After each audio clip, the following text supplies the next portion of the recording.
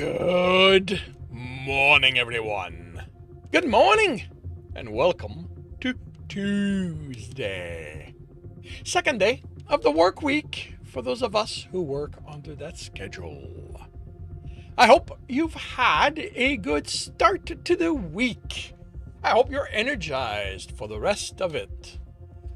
As for me, yesterday went okay, went well. I did my writing in the afternoon. I basically yesterday afternoon consisted of me going over chapters, going over the rest of the chapters leading up to where I was before I did the redux to make sure that nothing significant happened that needed to be addressed, and a few changes here and there, but nothing significant. Right, and I need to do some things. Okay, that gets. Actually, can I unpin this? No. Okay. You are adding stuff I don't want. Pin. So the because I updated Windows.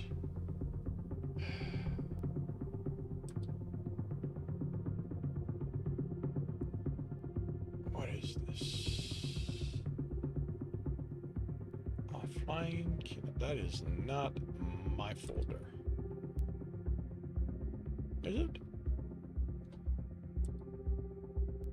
No, that's OneDrive. Yeah, I am not. I don't want that in here. There we go.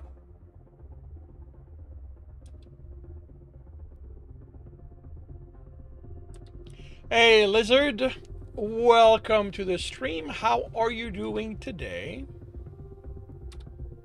Yeah, I do not like I've gone to the extent of creating my own Kindars files in which I have all my document, download, games, installer, music, like all of this. I created my own so that I would not have to deal with OneDrive. I don't like it. I really, really do not like it.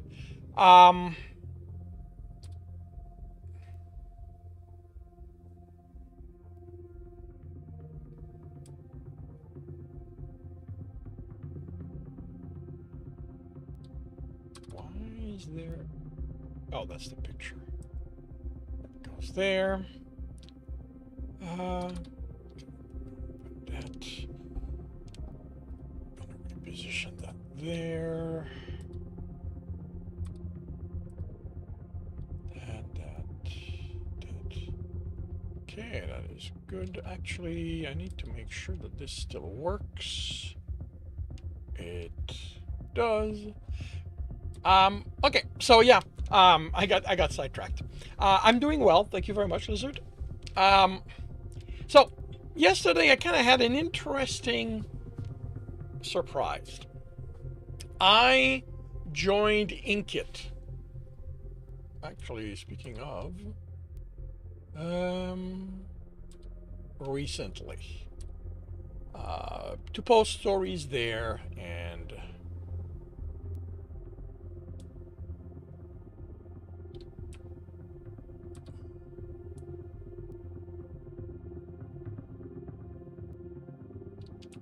okay, what the hell happened here?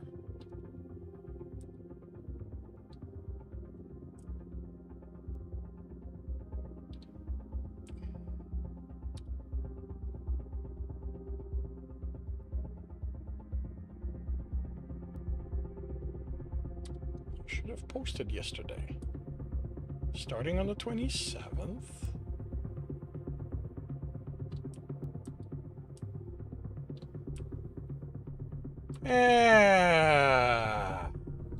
So why are you not posting, buddy?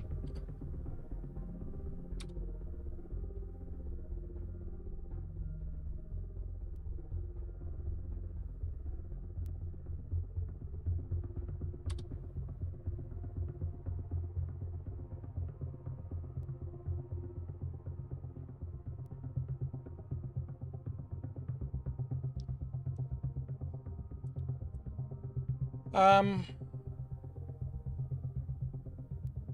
I mean, we'll see what happened tomorrow. You started reading Tristan. Very cool. Okay. So I joined Inkit to put my story to put stories there, and of course, every time you join a site like that, they throw you on their mailing list, and I received an email from them. Explore books you will love. Your personalized selection. Absolutely every book in there is 1, romance, 2, straight. Their site, I looked, there's literally no way to contact them. That can tell you, and that can give you a sense of how interesting doing business with them is going to be. Finally found their Facebook page and sent them a private message. I've yet to hear back from them. I do not expect to hear back from them. But like the sheer lack of thought into this. Like, come on. Have you seen, like, they literally ask you to pick the kind of book, the genre of book you like, and romance is nowhere in what I picked, and I picked LGTB. So why am I getting stuff for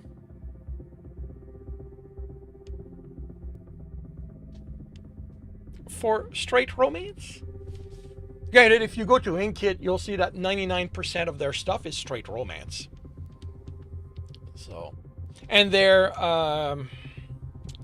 search system is so horrible that if there's something else there, it's impossible to find it. Like, I literally went, give me science fiction, and everything there is romance. Yes, there's probably science fiction slant to it, but it's romance. Like, there's no way to exclude actual romance stuff. You have to go exclude the tags, and it probably has 200 different romance related tags. And if you don't remove all of them, you still get bombarded with romance stuff. And even once you've removed all of them, based on the cover, what's left is still romance. Yeah. This is the problem, and this is the problem with allowing the writers to create their own tags. Because typos will become their own tags, and you can't just remove those. You have to find them. They'll make their own wordplay so that they can bypass people, not wanting to see something. Like, I do not like the ability to create your own tag, especially not on a site like that. Like, the site should dictate what the tags are so that they can standardize them and ensure that people who search for stuff get to see what they want instead of what someone else wants them to see.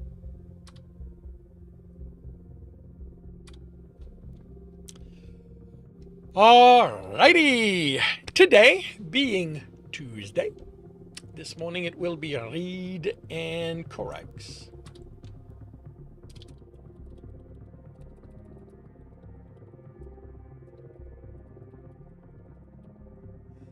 For those who are new to that, these are when I read and correct books, chapters as I go. I do record these, so while this is happening, I will be ignoring the chat. Anything said there will be addressed once I am done. And to minimize unneeded delays, I will start now by confirming the microphone is on. Turning off desktop audio. I am going to confirm I'm on the correct screen. I have the correct image up. I am starting now, and I will see you all on the other side. Welcome back. to another reading and correcting with me, Kindar, the Tiger Knights, and Ty, the Tiger Supervisor. These are where I read a chapter from one of my stories and correct it as I go. If you want to listen to these live, it's every Tuesday morning, 8 a.m. Eastern Time on Twitch and YouTube. And if you are looking to support me, that is on my Patreon. Today, we are doing the Redux 38 of the Technician's Fight. Blue Shift, Scan yelled. I have Blue Shift, 8 of them. Why do you not like this? On screen, Gregran ordered, and the image of the dreadnought with the occasional flash of explosion making it to the outer hall was replaced with that of the station in the distance with stars beyond. I do not care for this. Ordered.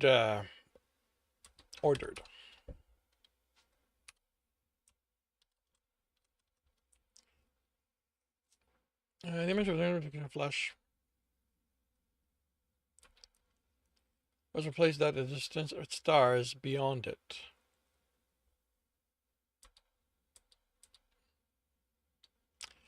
Okay. The filter vanished. The filter vanished?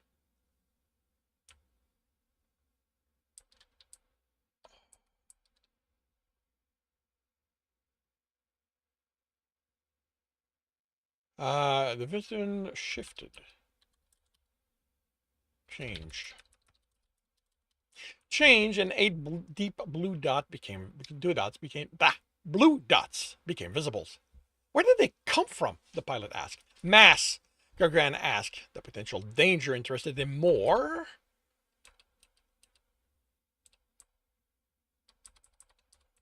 Than where they'd been hiding. Density scans puts them in the 20-ton range, Scan replied. Positive for plasma, another said on all of them. Weapons, prepare for combat. All operational guns are active, the beta replied. Energy spike at the station. Scan yells, split screen and show me. Gogran refrained from asking the gods to give him a break. They might interpret this as a request to stop meddling altogether. The station reappeared, then doubled in size. Still too small to make out usable details. What is it causing it?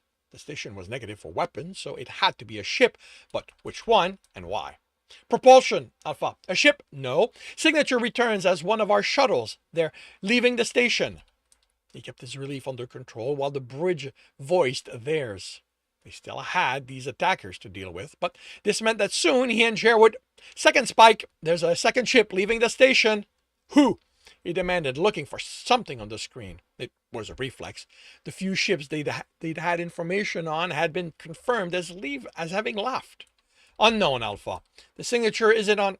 Scan, speak to me, he said as their silence stretched. Okay, if this is a silence, it's going to be this. Their signature isn't on... Scan, speak to me, he said. He ordered. As the silence stretched, I'm detecting the energy trace we followed here, Alpha. I think that's our prey.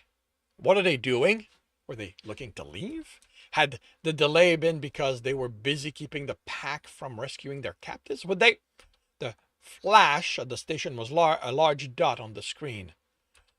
When the expected explanation didn't come, I don't need from Scan.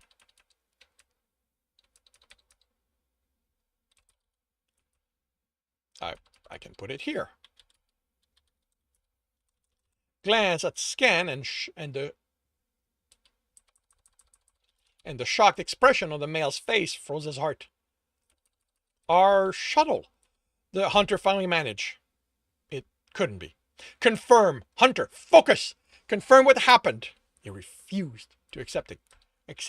Checking. Gods be kind. Status of the other ships, he ordered, so he wouldn't think of what the response might be. Diffusion plating holding. Guns are putting priority on kinetic attacks. Enough distance, nothing has made it through.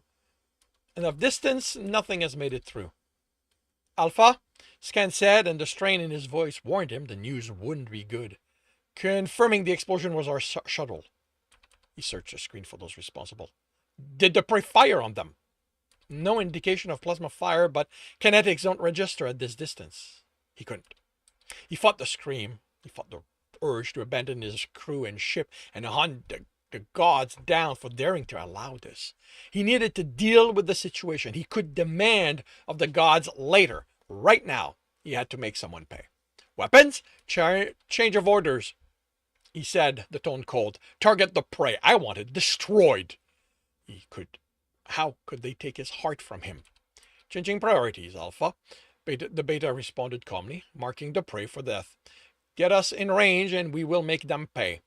Pilot, Blue shifts us to as hard as the Bane we can. Engineer, how often do I have to tell you to let me do my job? The engineer snapped. I've heard what you want. I'll make it happen. Scan. Put them on screen, maximum resolution. He was going to watch those Earthers die. Weapons? The pilot said, as a section of the screen showed nothing but the stars. I'm still going to need guns, keeping the attacks from tearing us apart. No worries, pilot, the Beta replied. We won't need more than one gun to end them and to send them to wherever their forest is. Would Jer be waiting for him there? He almost keened at the thought his heart had been taken by an Earther god. He fought the tears at never smelling him again. He was an Alpha. He would grieve once those responsible had paid. Among the incoming plasma and the explosions of destroyed kinetics, dots of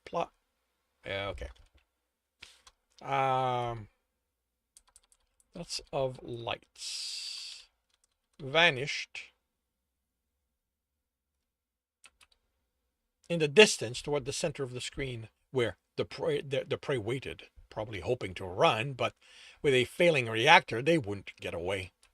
Prey is blue shifted deeper than just from us accelerating toward them. Scan said, they are coming toward us. He allowed himself a predatory grin. Let them think they could join this fight and support their allies. Forced himself to look away from that screen as light blinked in the distance. The ship passing in front of stars and those showing the battle. He didn't want to see blinking lights. He wanted to see explosions. Those would do until it was the prey's time. He evaluated threats and instructed weapons. He demanded updates from repairs, maintenance, life support, and he forcefully did not look at that screen, at the reminder of what had been taken from him. Alpha, a female yelled, and the look the pilot gave him was desperation. That's Bane tap code. The computer isn't resolving it as such, Comms said before Gregoran chastised the civilian for using the wrong rank and adding yet more responsibilities on him. Of course it isn't. That's a machine looking for perfection. Those lights are off here and there, but I recognize it. They're saying coming in hot. Gregoran looked from the pilot to Comm. Compensating. Tap code was an alternative to comms for a situation where them or air code couldn't work.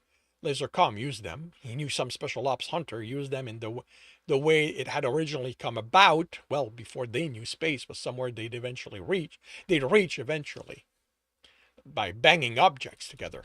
Confirm, confirm, confirm, Com yelled. It's Bane code, coming in hot. All rescued, have prisoners. Expect to come under fire, under attack.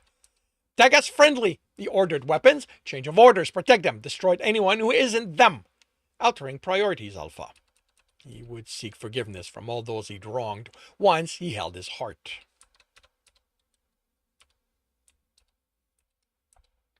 He shouldn't be there. There was work to do. The destruction of the few ships that had managed to evade destruction. There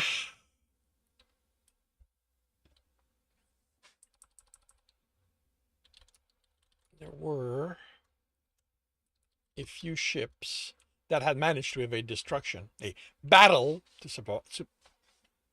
Okay. I'm going to flip things around. There was something to do. There was work to do. A battle to supervise in case the Earthers.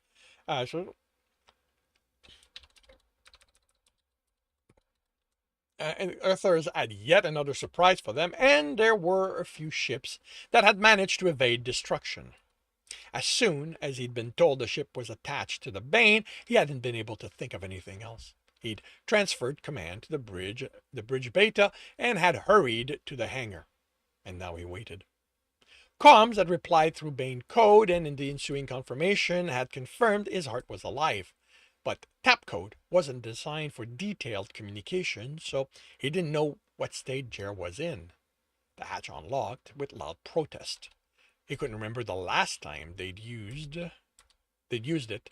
The only reason to latch a ship to this hatch instead of the usual one was because you know what?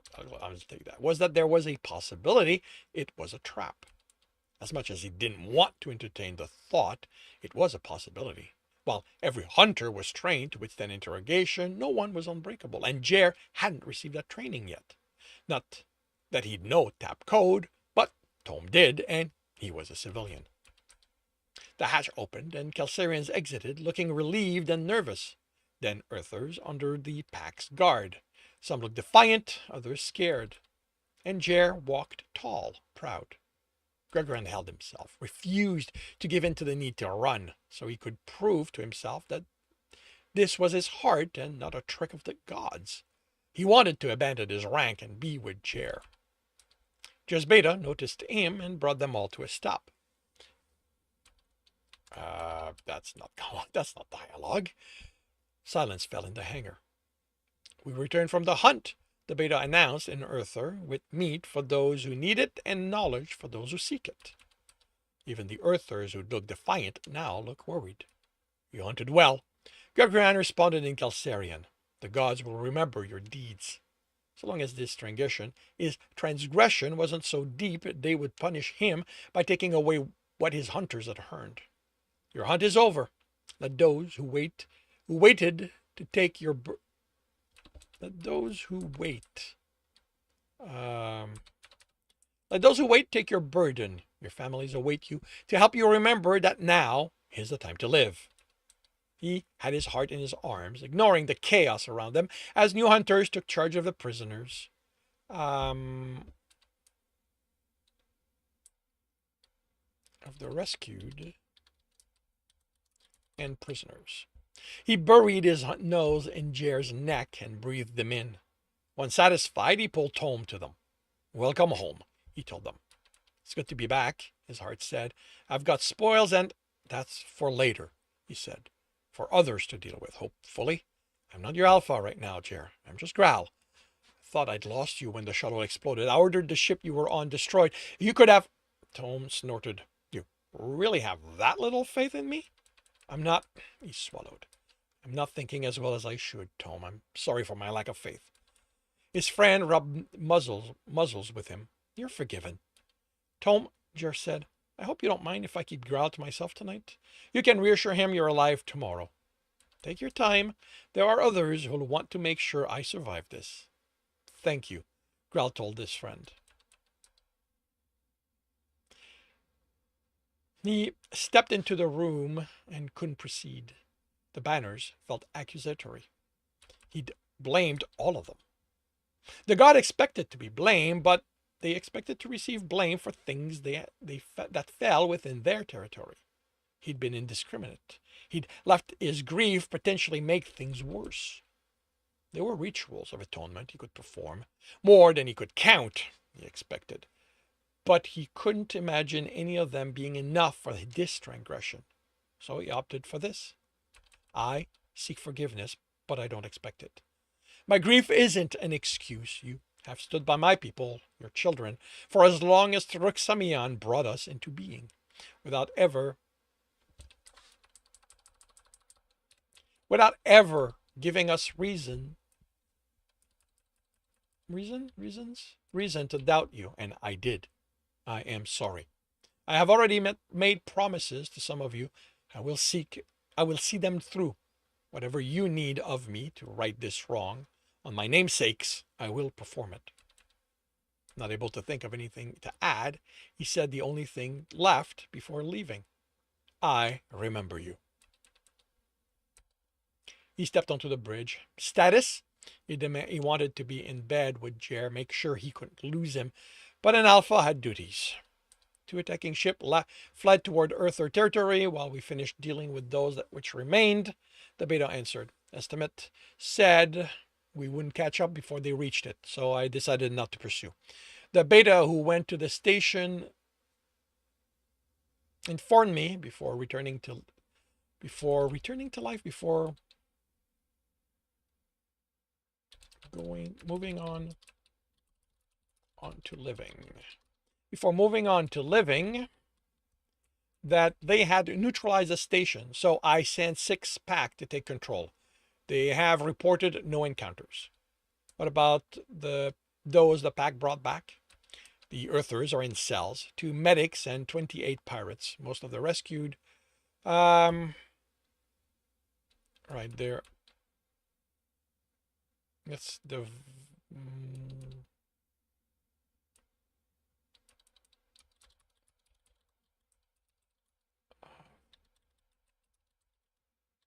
And a handful of station guards.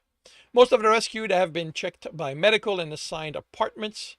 The equipment your heart brought back are with the builders, but they haven't been touched since we couldn't work out if they fall under the investigation of the Federation is already running from the torture of your heart on their station. Gagarin nodded. How many does the report say were brought back? The Beta smirked. What report? You sent everyone to live before any reports were filed. But there were 3 of them, one matching the one your heart was tortured with, while the other 2 are more recent version according to the builder who took them. A fortress error? Or had someone meddled? If they were reported, if they weren't, okay. Okay, this is not a if. Since they weren't reported, he could make sure one stayed on the Bane for his builders to study, and the other 2, no, one could go to the Federation, while the other could be used with,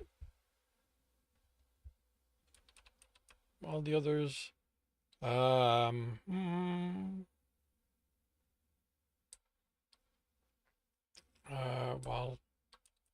he could use the other to appease the leadership. With his hunters taking control of, I have a bad habit of putting if-then statement where they don't belong. If his hunters were taking control of, why do you not like this? With his hunter, oh, right, okay. With his hunter taking control of the station, that made it salvage. Okay, that's actually not accurate.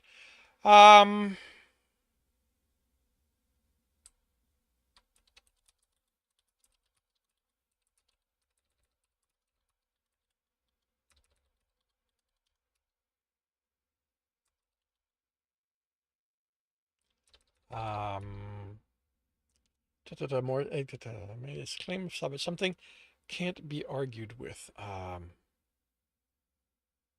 Cannot be protested, contested, uncontestable.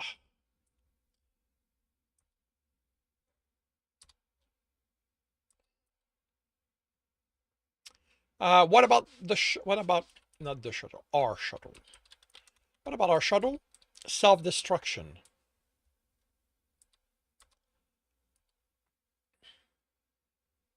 The pilot didn't know the state of the battle, so decided to remove it to keep the Earthers from smelling you in this battle.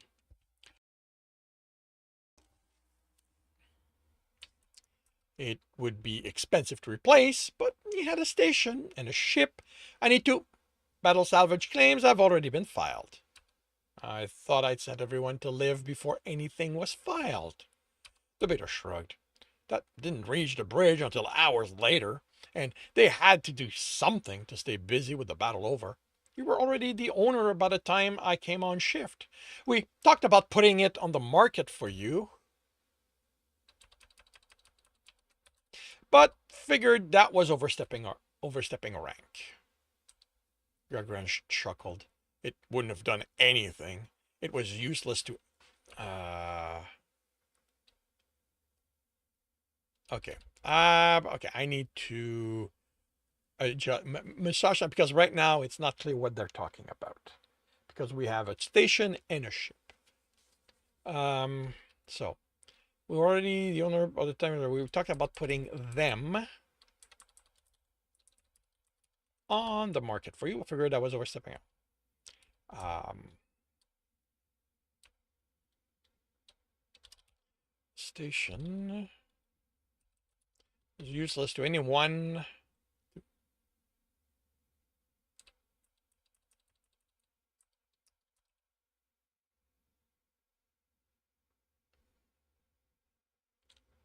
Okay. Ta -ta -ta -ta -ta -ta -ta -ta.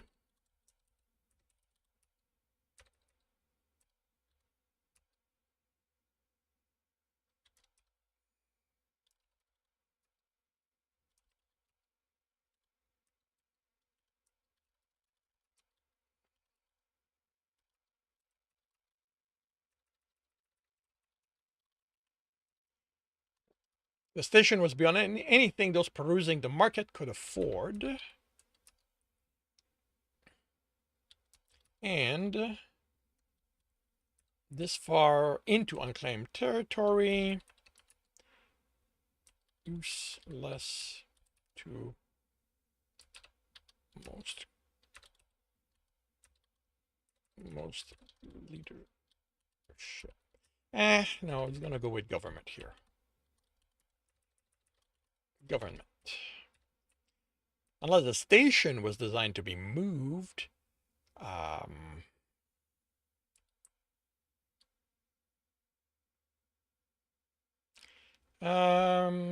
It unless the station was designed to be moved.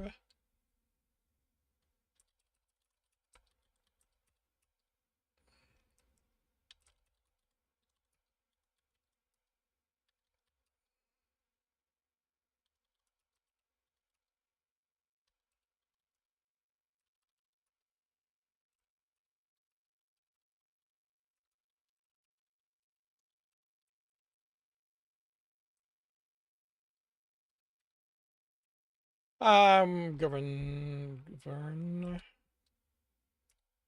would think about twice, but he expected the leadership would want it if for no more than the technology on it, and he'd let them have them at a reasonable price.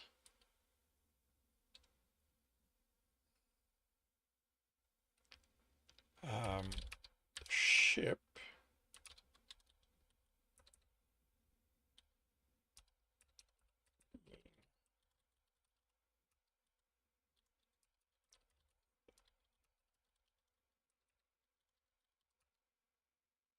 Would have interested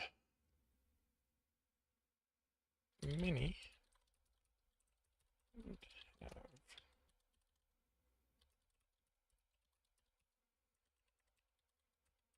He had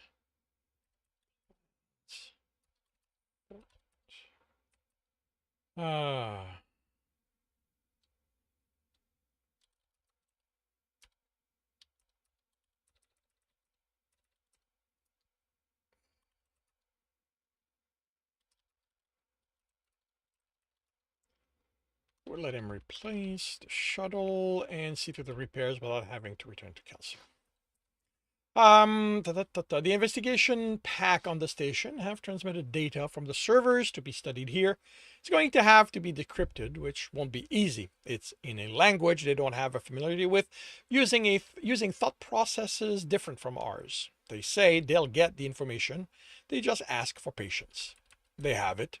He hadn't expected to get anything other than his people back, so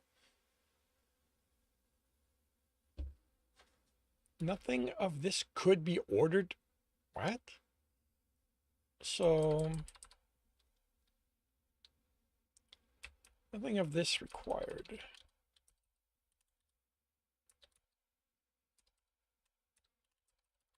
Nothing of this required hurrying. Took his place at the center of the bridge. You are relieved. And he set about working his shift. He shouldn't have made this promise. The two of them were going to make sure he paid for it. He stepped into the hold, to it much louder than usual. He hadn't expected to come here. After his time on the station, he'd expect...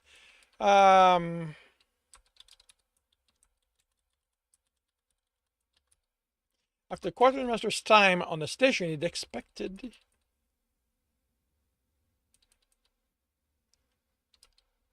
him to need time to remember to live, but when he'd ask for where he could find him, Scan replied in the hold.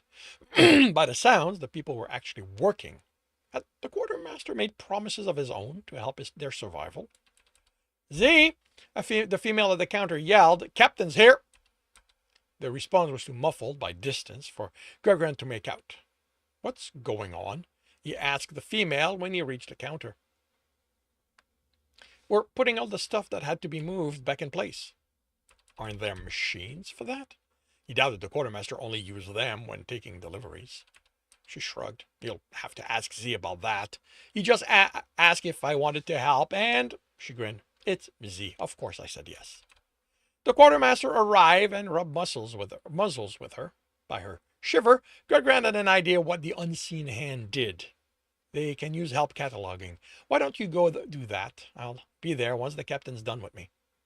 With another rubbing of muzzles, she left. The quartermaster licked his fingers, then pushed himself to sit on the counter.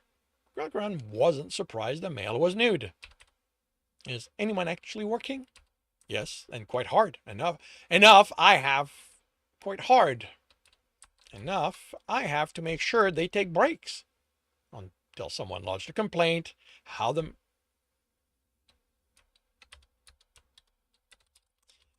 mail managed his territory wasn't his business, and he had business to conduct. Xenial Tal. Okay, wait, I'm missing something here. It's hair. Let me confirm. It's Xenial Air Telehan, isn't it? Yeah.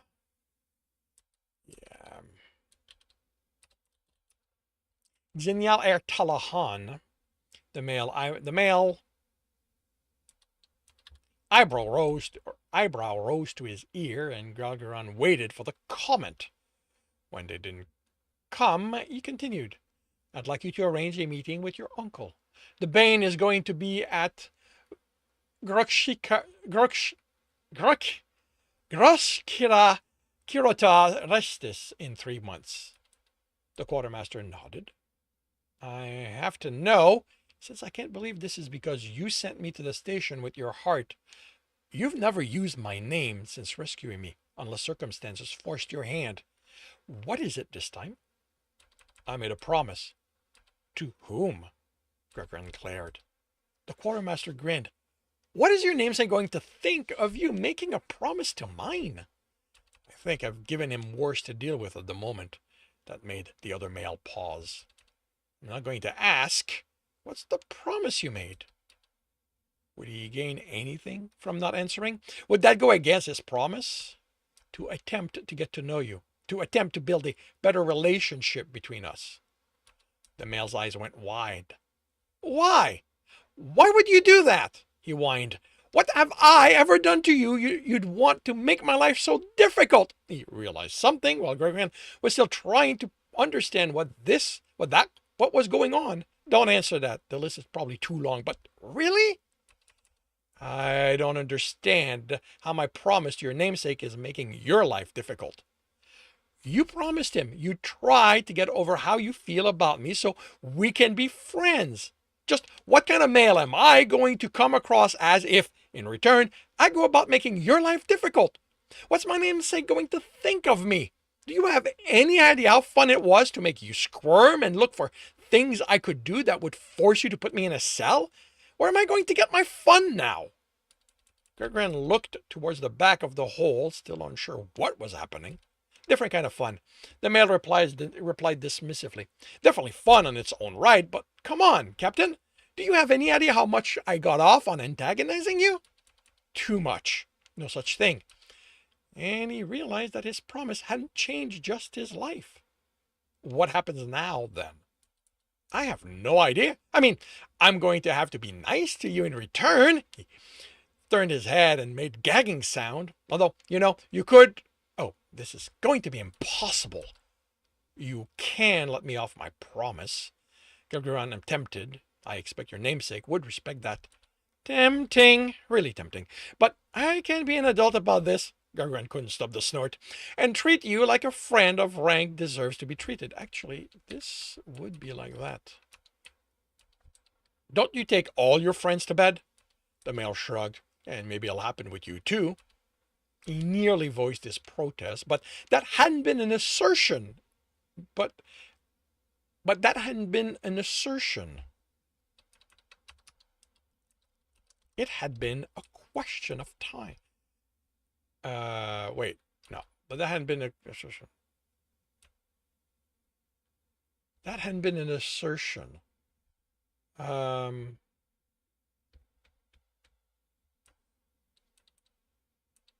It was just a voicing of possibilities.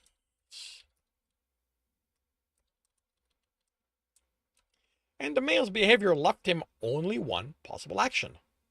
When not on shift, he said and did his best not to sound reluctant, "You may address me as Gralgaran El Ravnir.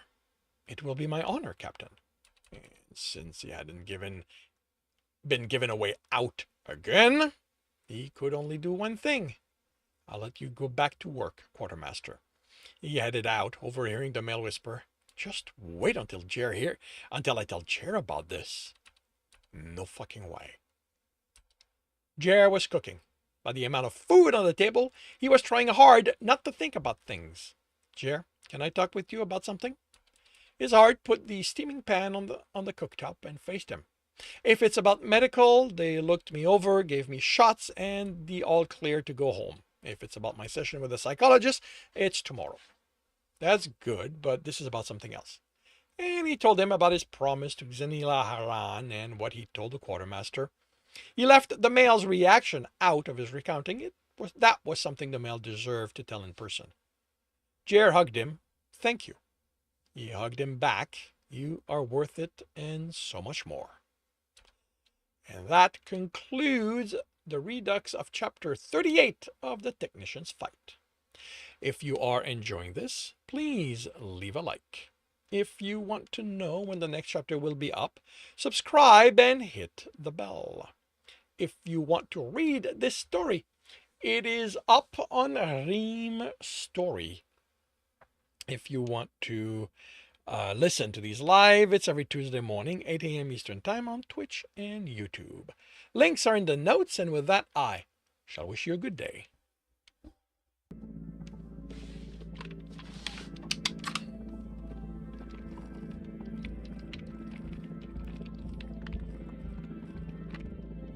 Is there a platonic tag, Lizard? The issue with Inkit is that you cannot, and I haven't found a way to tell it, only search for this one tag. You have to filter out tags. I mean, I say that, but let me check.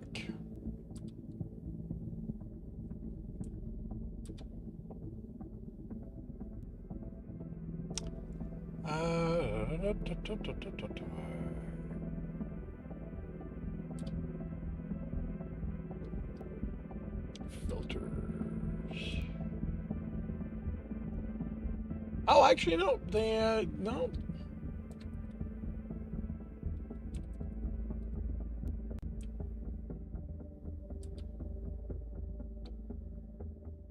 Oh, they do have a only include matching tags.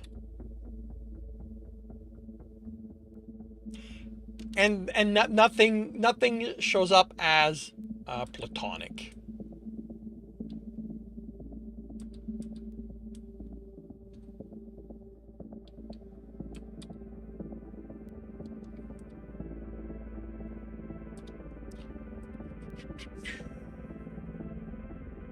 All right, now I need to remember that this actually this gets changed to this.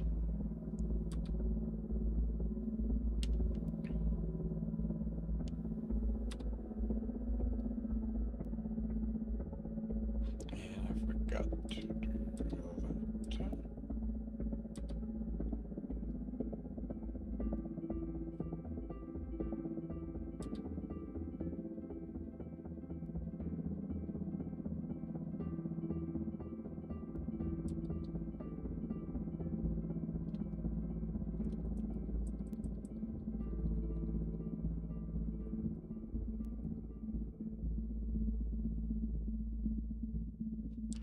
Okay, now to remember that. Okay, what do you?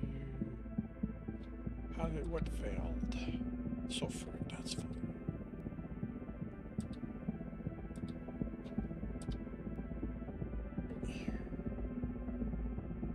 I like that in upgrading to Windows 11, it resolved the issue of Postybird always resetting where this starts from.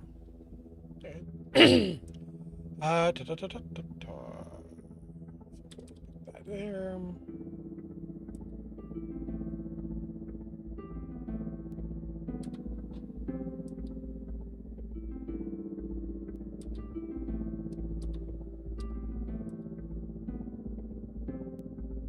What do you mean these tiers cannot be found?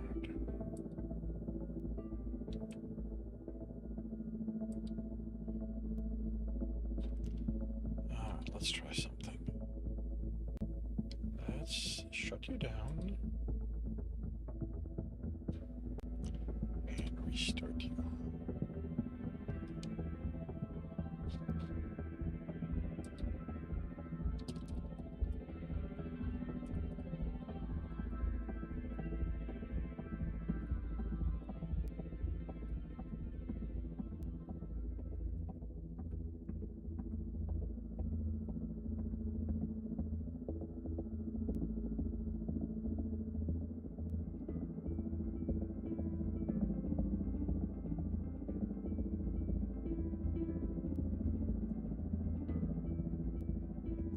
Hell.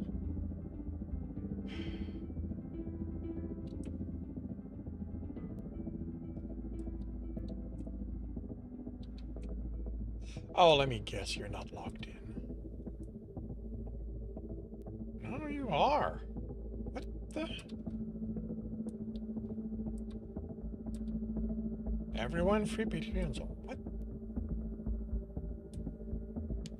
Okay, what the hell's going on here?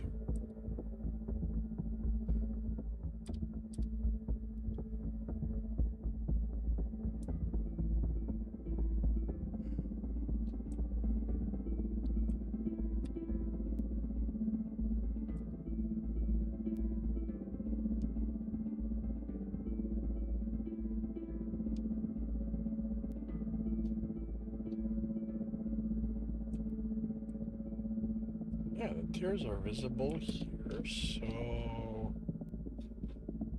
Alright, let's check the Discord.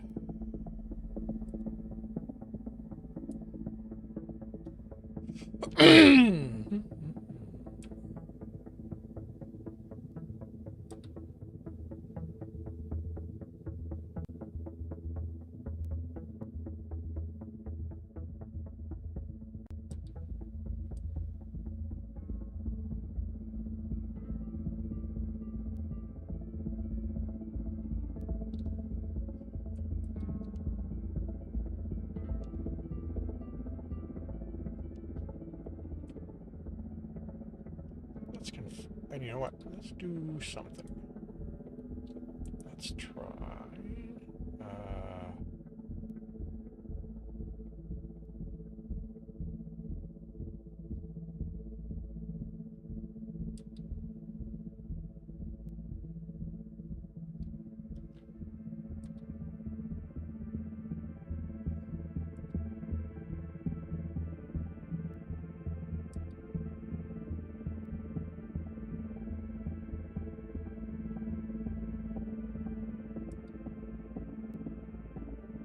What?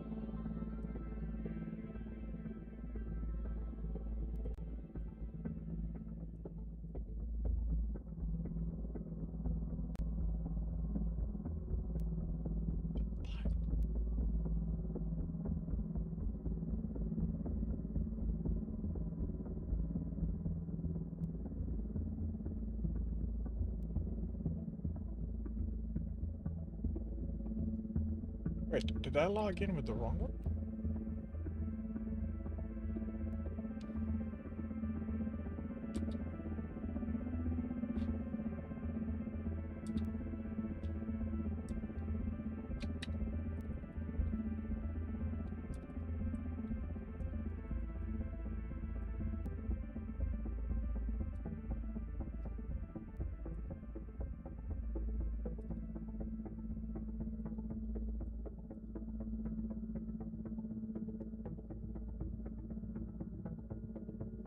Alright, that looks a little better. That might have been why. How did you log me in under a different name?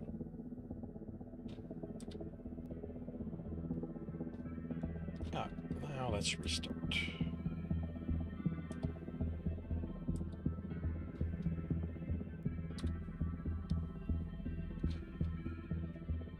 And see what happens.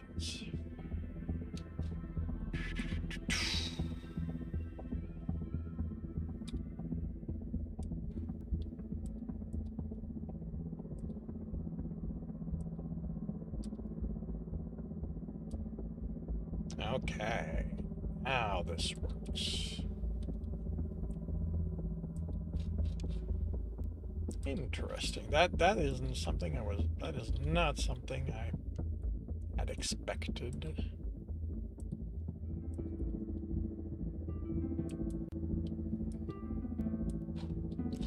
Okay. Let's go back here.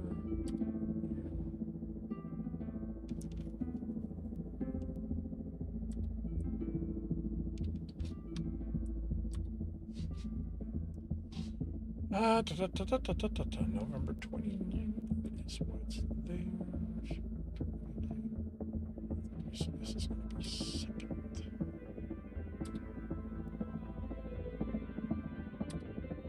Actually, you know what?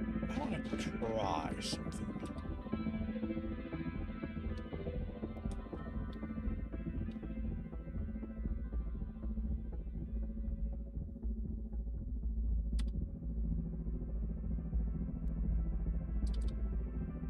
If you don't like it, I'll post it with the image and I'll change it in there.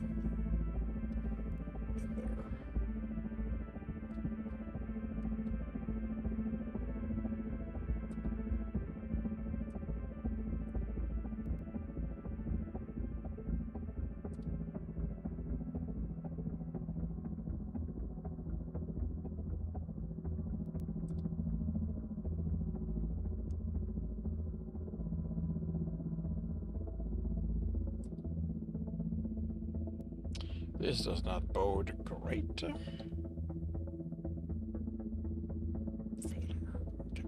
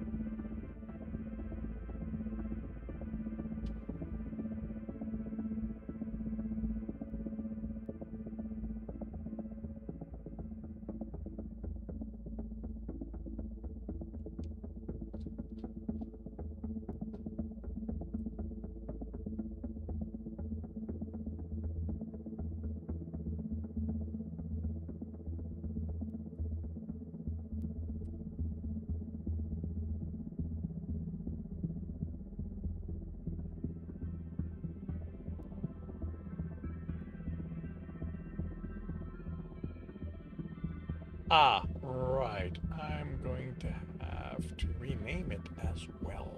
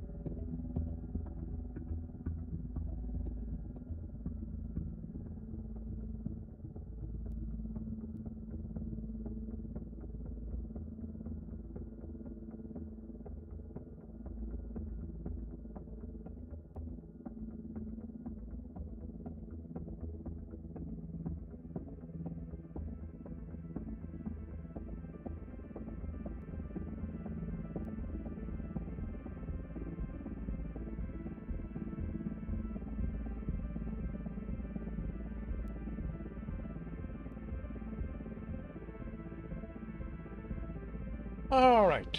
That is done.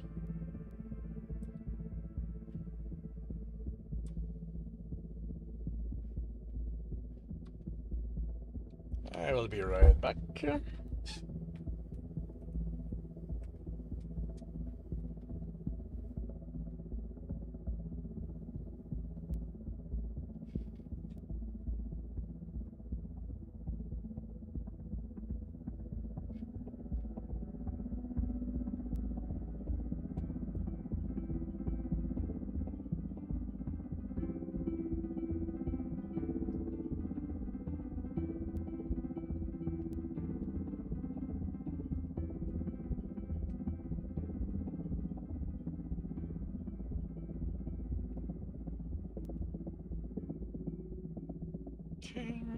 Alrighty.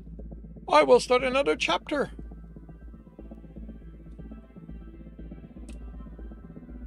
By confirming the microphone is on. Turning off desktop audio. I will confirm I'm on the correct screen. I have the correct image up. I am starting the recording, and I'll see you all on the other side. Welcome back to another Reading and Correcting with me, Kindar, the Tiger Writes, and Ty, the Tiger Supervisor. These are where I read a chapter from one of my stories and correct it as I go. If you want to listen to these live, it's every Tuesday morning, 8 a.m. Eastern Time on Twitch and YouTube. And if you are looking to support me, that is on my Patreon. Today we are doing the redux of chapter 39 for the Technician's Fight. How are you feeling? The psychologist asked.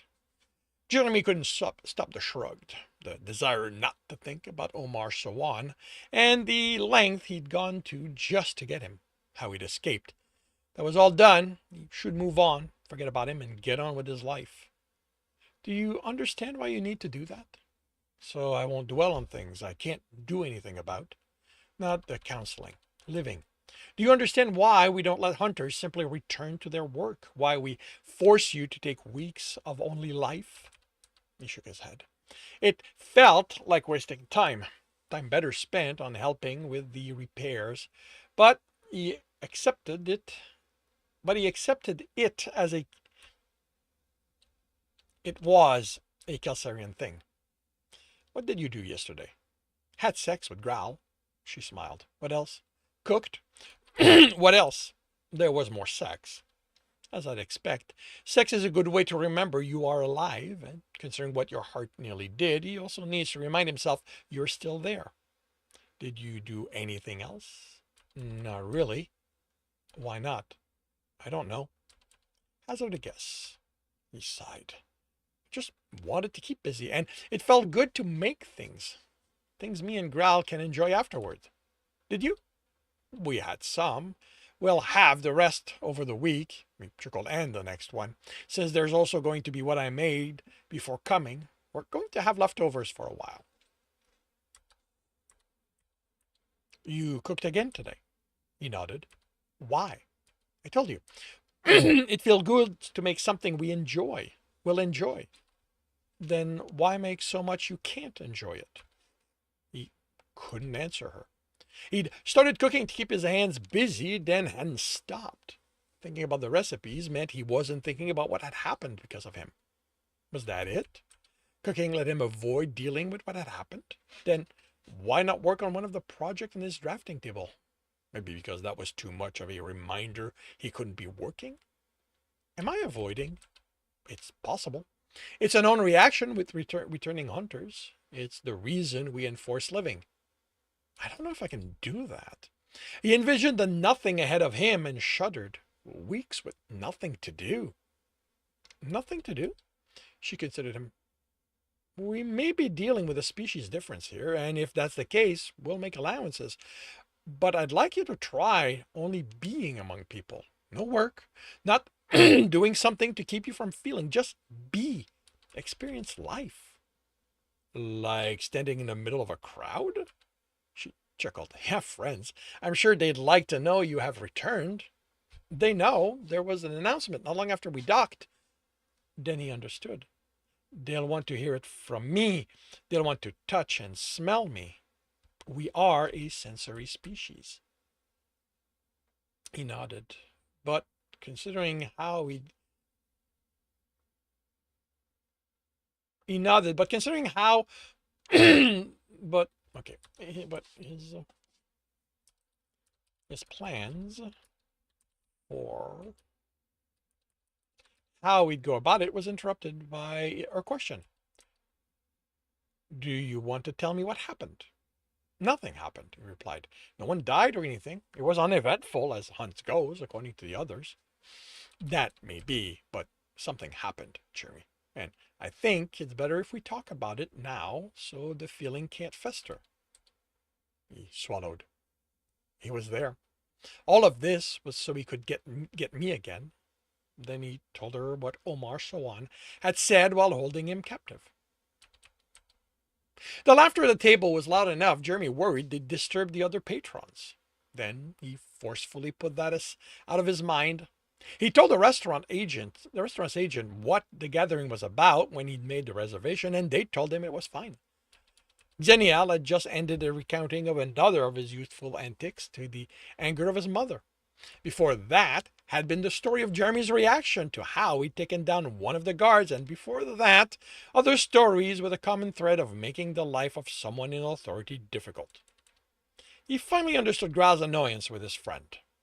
What about you, Jeremy? Scarif asked. What kind of trouble did you get into? What the hell? As a cub. The kind that got me brainwashed, he replied, then had to think about why he'd said that as the table fell silent. It's okay. It's just a fact. Other than that, I wasn't a troublesome kid. Troublesome kid. Skinned my knees falling from trees or playing baseball at school, but I was pretty well behaved. Other than this drawing of naked men and Calcarians. What about you, Scarif? Well, there was this female on the floor above the one my family lived, at least 10 years older than me, and with curves that gave me erections. I spent weeks making advances, much to my father's consternation. How old were you? Jeremy asked. 14? 15? Did she accept your advances? Atarik asked. Her maid convinced her to put me out of my misery. Best day of my life. You know, Jeremy said, I'm kind of realizing that Jeremy's sexual interest seems more in line with ours than Earthers. I doubt we're that different. I'm pretty sure we also become sexually active in our teens as a whole. If there's one difference, I think, it's with how you just accept it as part of your life, while Earthers seem to have built this huge mythology around sex and its use as reproduction. If that was the only reason we had sex, Leah said, we would have filled the galaxy at this point. Jeremy moved to the music, while hands roamed his chest and back. Fur pressed against him, muzzle rubbed against his cheek. After honoring the hunters who were now in the forest. Okay, that needs to be changed because it didn't happen. That change just removed. The music lent itself to languid motion, and he hadn't felt the need to stop. He wasn't even working up a sweat, but the constant moving kept him warm enough. His jacket and shirt had ended up on a table, and he'd realized he'd needed to feel of fur and skin against him as he moved. He didn't care who or where, but he needed to be touched, to know he was among others, that he was like them, that what he'd gone through hadn't made him something vile. When he woke in a large bed filled with strangers the next day, he tried to hang on to the feeling of belonging.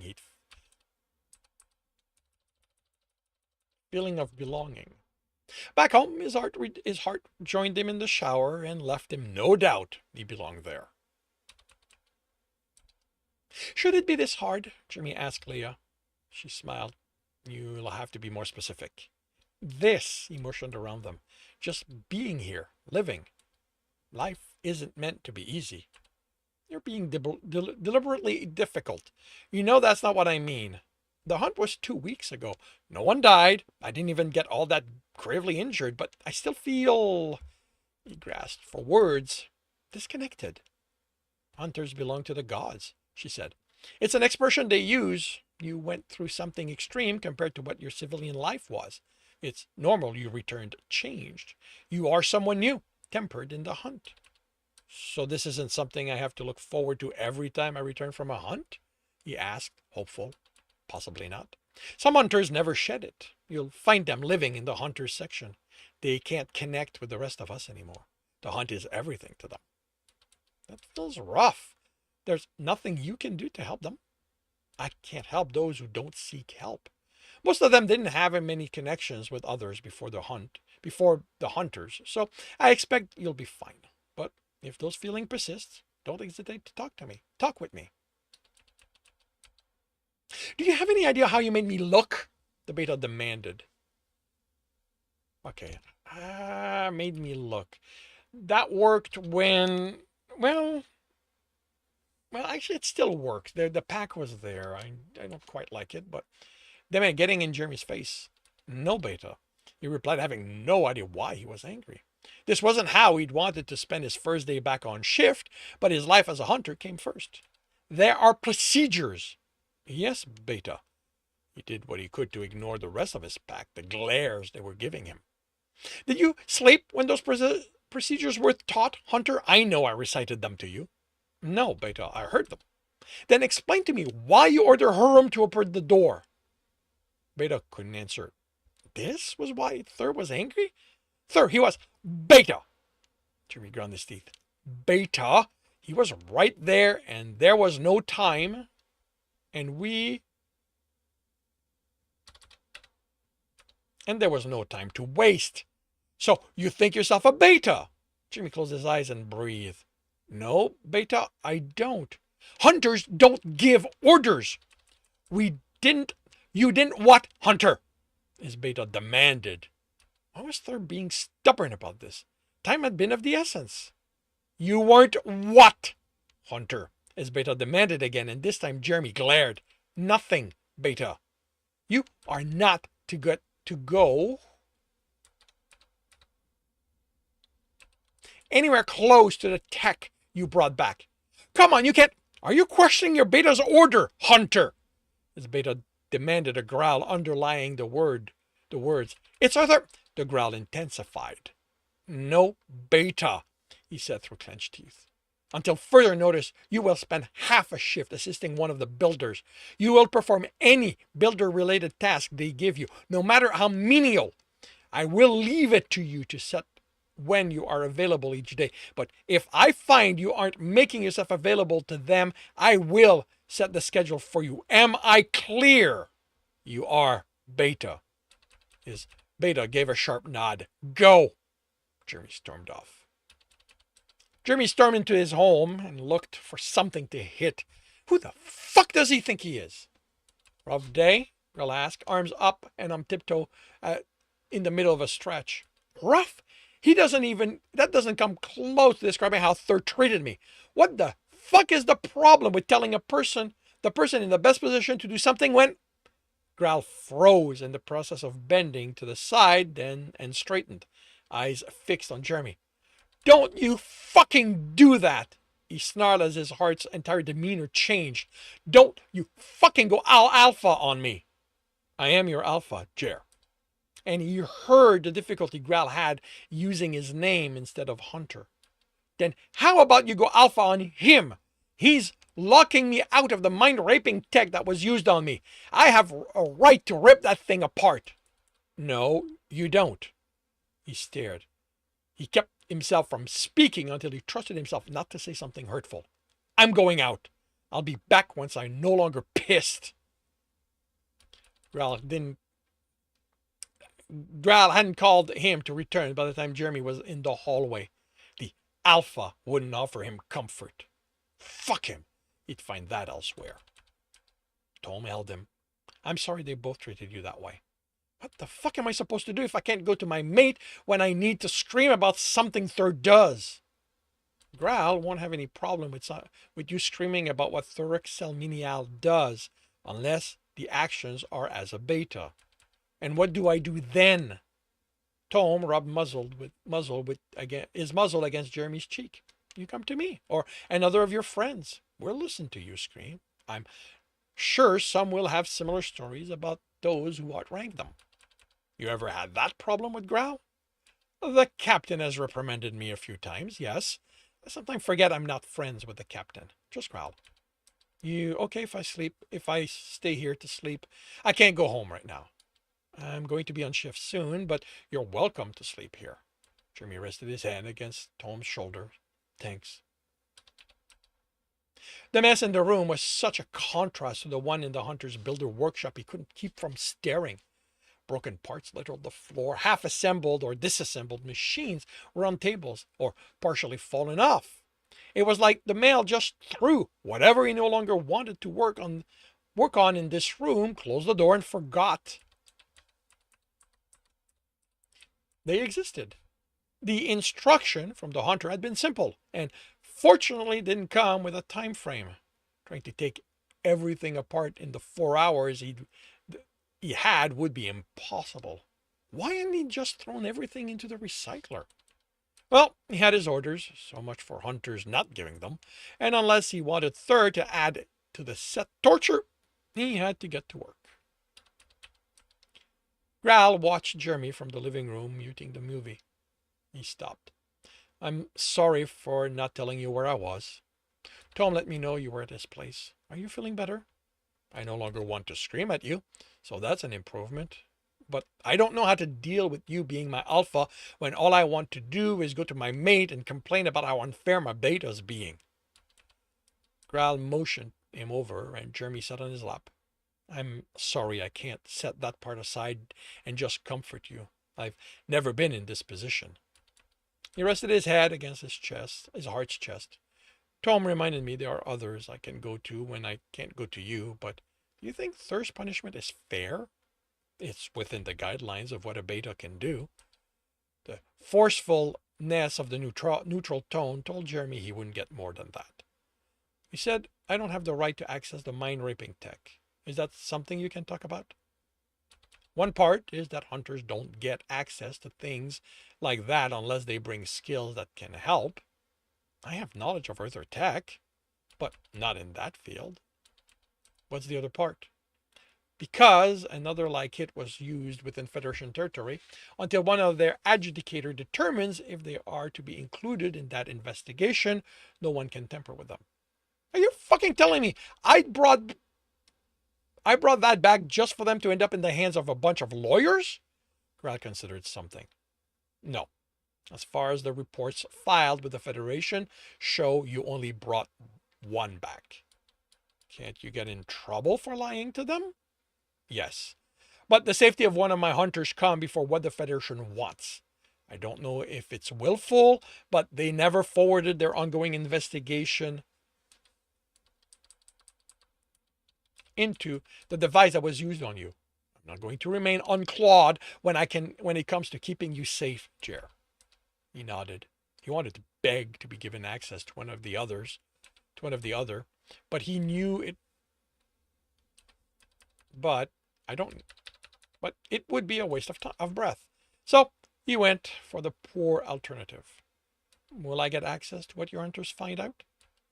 The answer was long enough in coming. Jeremy looked up. Once the investigation is done, I'll make the report available to you. He returned his head to the chest. It wasn't everything he wanted, but it was more than he'd had before they talked. And that concludes the Chapter 39 Redux of the Technician's Fight. If you are enjoying this, please leave a like. If you want to know when the next chapter will be up, subscribe and hit the bell. If you want to read this story, it is available on Ream Story.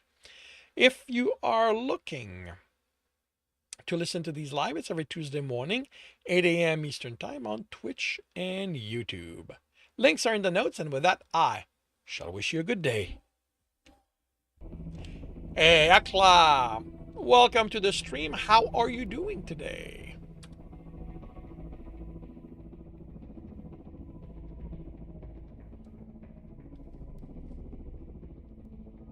You are doing fine. Very cool.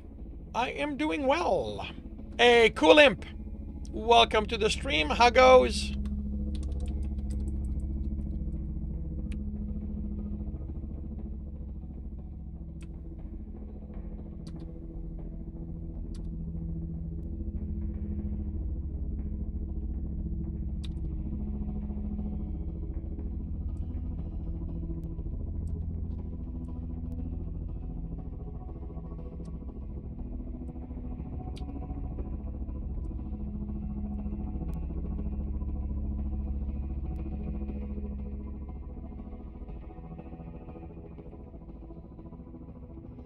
Adding descriptions and stuff to your current draft. Cool.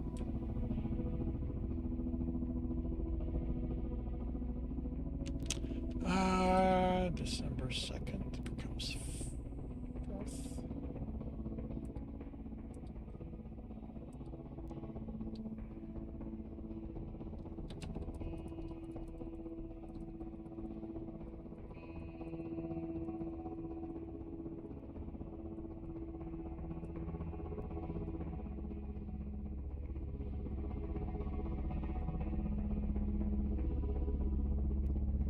Consider feedback of White Room Syndrome. Yeah. You're afraid of the story slowing down too much. Yeah. It's about finding a balance of giving enough details the reader gets a sense of where things are happening and avoiding slowing down too much. Is that for Dragonfall or your other story?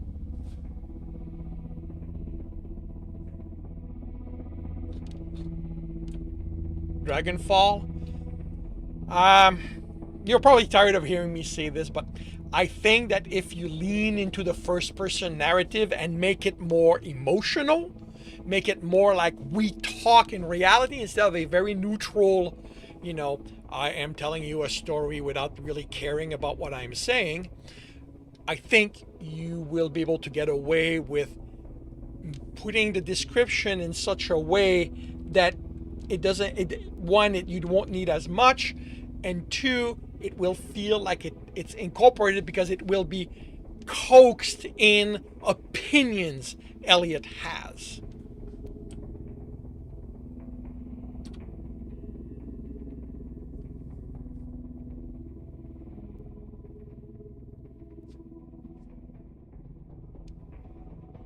You added 311 words.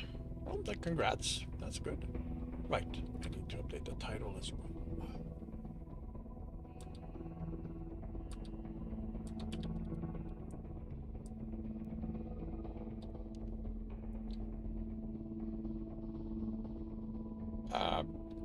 There's a lot of room. Yeah. I mean, it depends what word count you're aiming for, but yeah, there is room.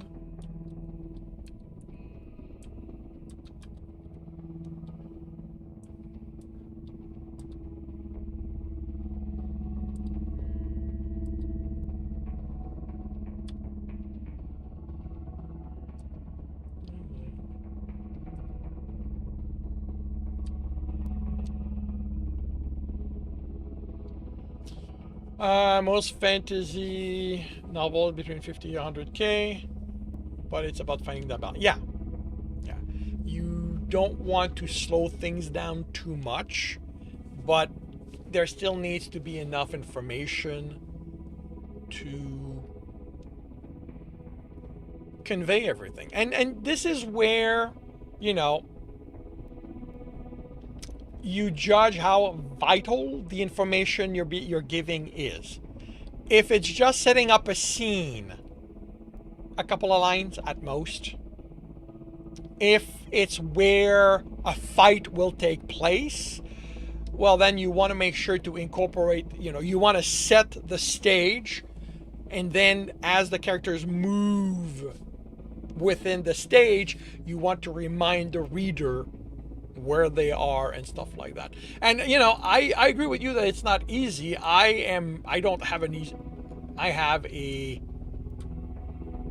hard time of it myself.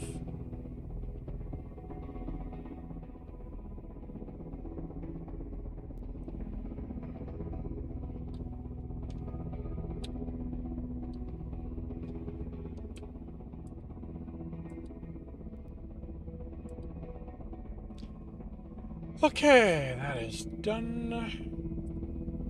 Okay, go back here. That goes here.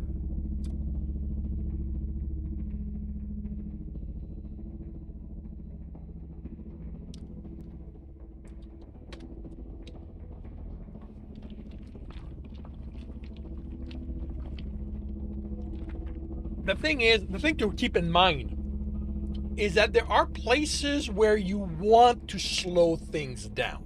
Now, again, this is Elliot telling a story, so his intent is there, but every so often you do want to give the reader a chance to breathe. And this is where you can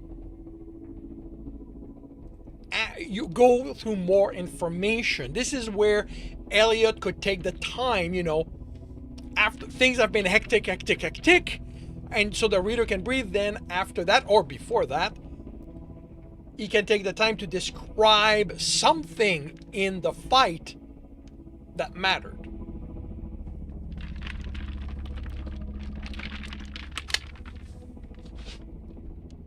But yeah, you do want things to go fast and then slow down a bit, fast, slow down a bit, because, it's one of the things with thrillers. Thrillers almost never slow down, and they can get exhausting to read. Alrighty, I am going to start another chapter. cursor? Where's my cursor? There's my cursor. By confirming the microphone is on, turning off desktop audio. I am confirming I'm on the correct screen. I have the correct image up. I am starting the recording and I'll see you all on the other side.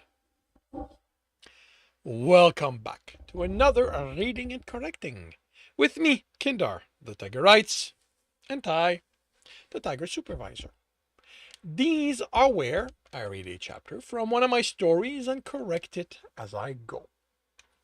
If you want to listen to these live, it's every Tuesday morning, 8 a.m. Eastern Time on Twitch and YouTube. And if you are looking to support me, that is on my Patreon. Today, we are doing the Redux, chapter 40 of The Technician's Fight. Gralduran stood in his office. The leadership representative projected before him. Because this was a full table instead of the usual lone representative, the projection reduced their size to that of the toys sold to promote military life. The crescent table fit the 5 of them, with him in the center, if this had been in person. We need that machine, Admiral Thromakarin Omeritamil Selstafe said before anyone could bring up the subject behind the meeting. I can ensure that, he replied, and earned a suspicious tilt of the ear. He'd set one aside for his people to avoid an argument he didn't need, and because this gave his claws purchase for the item he intended to be firm with. He'd filed his report with the leadership before transmitting the Federation's, but because the odds were high someone would see both, he couldn't write that he'd kept an extra one just for them. It also showed that he put his people first, since he couldn't put anything on the open market until after the Federation received his reports. That actually contradicts something in Gral's previous chapter. Since he wouldn't put anything. There we go. It's not that he can't, it's that he won't. His people, before his prophet, Tom had told him often enough he no longer needed the reminder. He still wished his friend was present, or even on comm, so he could point him away from traps. But if that was noticed, they would see it as a disrespect toward their authority. General Thriotgar Husk Orkstre Torimar looked off projection and flicked an ear in a code. Gralguran didn't know. When she looked at him again, she asked, "What have your hunters worked out about that machine?" "Nothing. Until I file my report with the Federation, the adjudicators can't make decisions. Therefore, the item in question can't be touched. Which means you can forego mentioning it," Admiral Thromakarin Omeritamil Self-Staffé said. "That would be breaking Federation law," he replied. "A device like that, like it was used on a Kelsarian citizen." Well,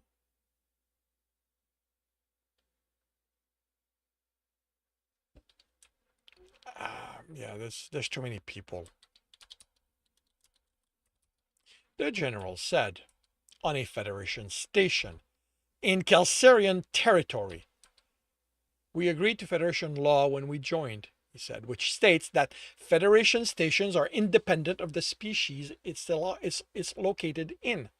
The previous investigation also predates any the leadership might have opened, so takes precedence. I'm ordering you to open it."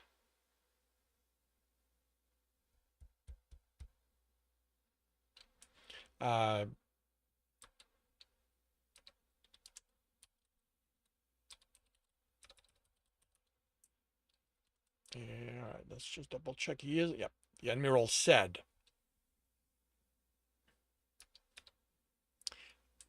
"I'm told hunters have access to unorthodox tech. Hopefully, they'll work faster than it reaching us." He can't do that. Admiral Croswetorak Firnatodol de Rimar said, adjudication needs to convince the Federation the attack on our citizens takes precedence over where it took place.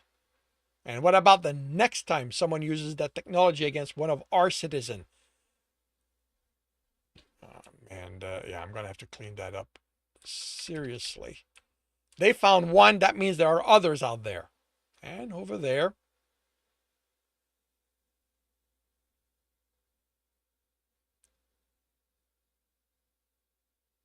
And over there, General Thriudgar Ostreitorimar said with a comprehending smile. So you are going to open it up. That's an order. Very well, Kirkran said before the Admiral objected again.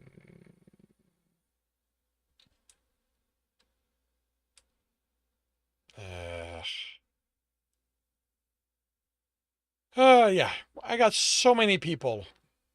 So I'm going to have to.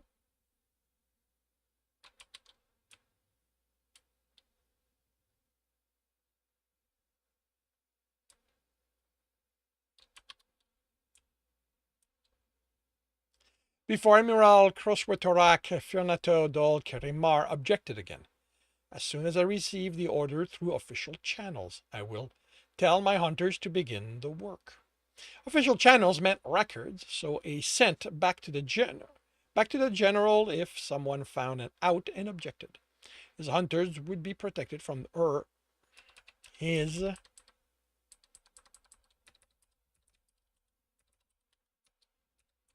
throwing them under the stampede. Wait, what?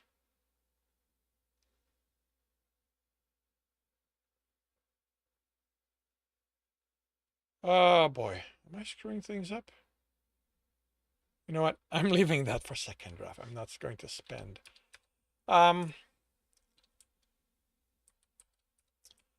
Regarding the station, Admiral Sensinta Kreftia said, the amount you're asking for is unreasonable.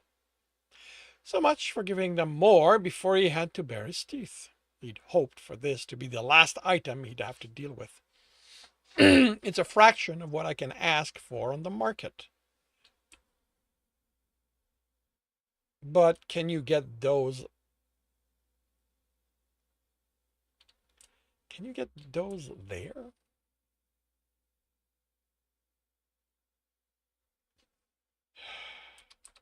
Can you get anything there? But can you get anything there? Accountant Yeremik Trolikan Groftel asked. Items of that value don't have a history of selling. I'm certain a station with servers full of data on the illegal operation it ran will find a buyer among the Federation species whose citizens have been victims of unknown pirates if you aren't interested. If any of that data is still there by the time we take possession of it, the general stated. I sent packs back to the station once the battle was over. They confirmed the servers have data, but it's encrypted. The worst anyone you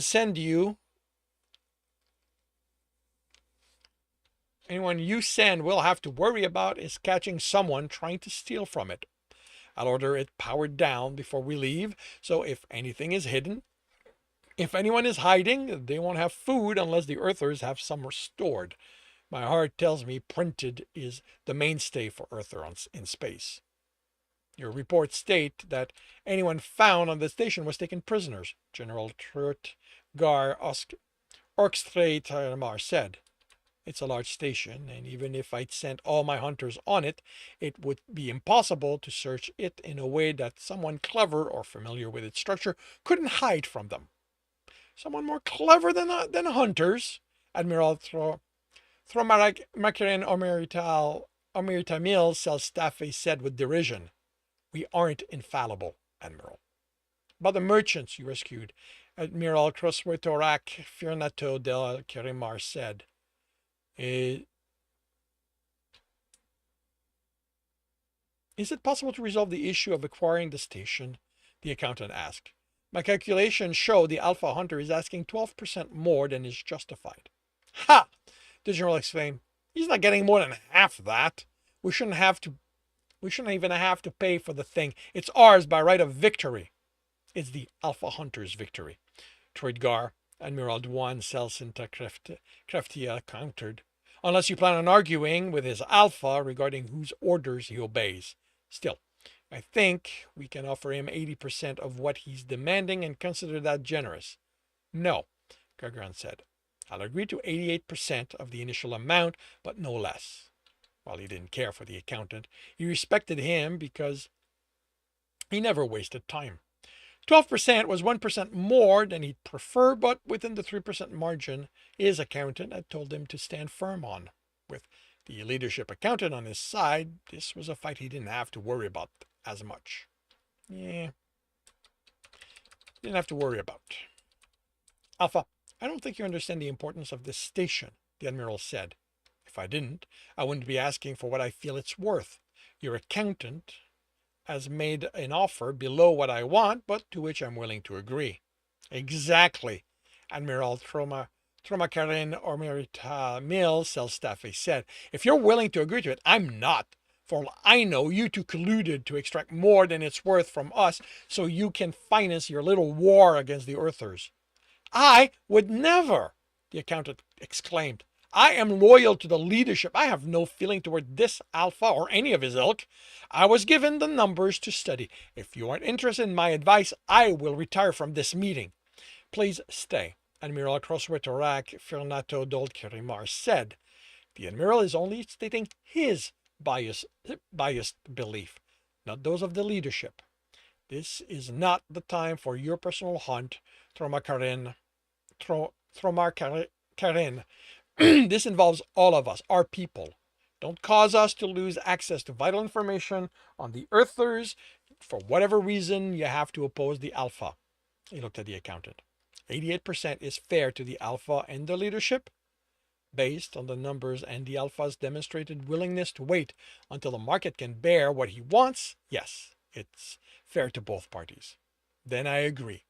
So do I, Admiral Duan Celsinta Kreftia said. See to the transfer of funds. Now, regarding the merchants. They have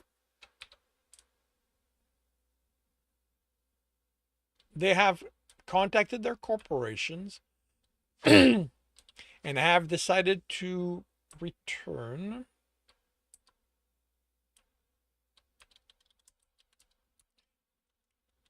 to their ship when I return the pack I left there. Wait for a repair crew. Do you think they have information on why they were kidnapped? It's doubtful. The event make it clear they were taken to lure the Bane into a trap for the purpose of destroying it. That seems like an ill-planned endeavor, General Trudgar Osre Torimar said.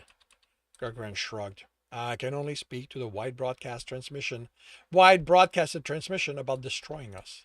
Then they jammed all comms, including theirs. The distance had weakened the transmission enough. The beta had been able to remove the section that made it clear they hadn't been expecting them. He wanted to keep that Jer had been the target from the leadership. Until he had more information regarding the motivation of the Earther behind it, he didn't want their interference. What about the Earthers who took the merchants? They are in cells along with a few station personnel who tried to stop my hunters. Those includes a couple of medics found in proximity of the device. Have you determined if they know anything about it? They claim not to, and the mentalist present while they were questioned supported the statement. I can hand them over to the leadership if that is what you want. Would they have any useful information? Admiral Duan Celsinta Kreftia asked her colleague. They might have information that would shed light on why the Bane was targeted. Admiral Crosswitorak Fernatodol Kirimar asked. I guess I forgot to capitalize this all the way. They were hired to take the ship and hold it for a specific time, then send the alert, use the cruiser they'd been provided as cover to flee while having tuned one of their reactors to emit particles, giving the impression they were pushing it to the point of failing. And it never seemed odd to you? Admiral Tromarkarin Omeri Tamil Self-Staff said with derision that it never did fail. As I said before, hunters are failable, even their alpha. I think we should take them. Admiral Dwan's cell. Sinta Kreftia said, with respect to the alpha hunter, we have access to interrogation methods he doesn't. We can send them to a center afterward. I doubt they'll be done with their terraforming by then. I'll arrange for one of our ships to meet you at what's the station?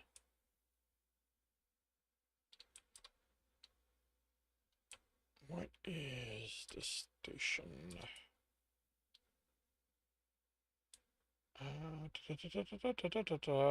The quartermaster. All right.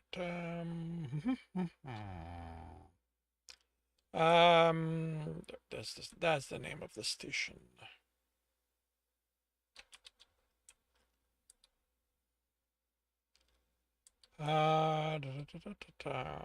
Should take them. Then we'll arrange for one of our ship to meet you at.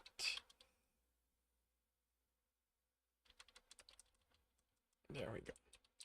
He acknowledged with a nod and readied himself for the last item. The one that shouldn't be on the table, but which they would be sure to bring up. He would have preferred not mentioning the ship, but salvage had to be included, that he planned on to put it on the market or not. Regarding the ship you captured, it's not for sale. Alpha, it's a military asset, General said. It's a pirate ship of Earther design. There's a lot we can learn from it.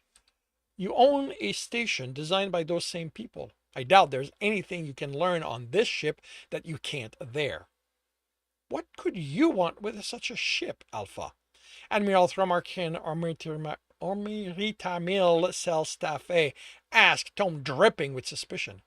That's between me and the gods. We can offer you a substantial price for it. Admiral Crosswitorak Fernato Dole? Yeah, Dole.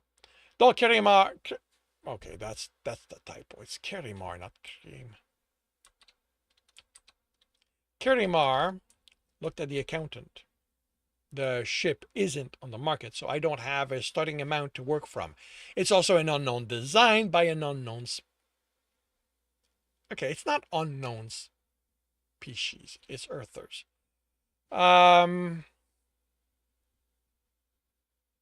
It's not unknown. It's an unknown. Okay, you know what? I'm just going to go unknown design.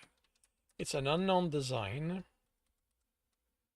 Therefore, I have nothing to use as similar reference.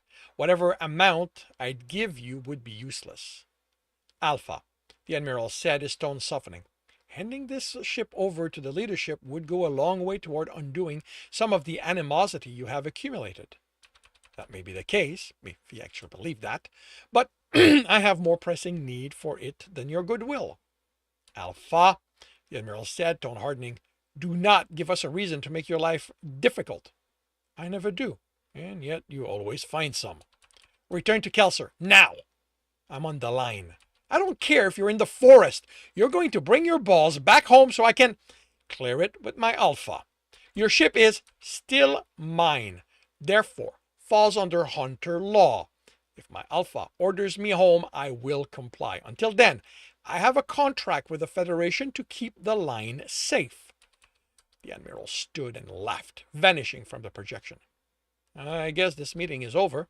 Admiral Tromakarin Omeritamil Self-Staff said with a satisfied smirk before also leaving. The accountant gave Gudrun a flick of the ears as departing acknowledgement. The general left with a disappointed shake of the head. Which left Admiral Dwan Santa Kreftia at the table, and she didn't look ready to leave. Without the others, no official decision could be reached, so Gradgran wondered what she wanted. Why this obstinate need to oppose us, Alpha? She asked, sounding tired.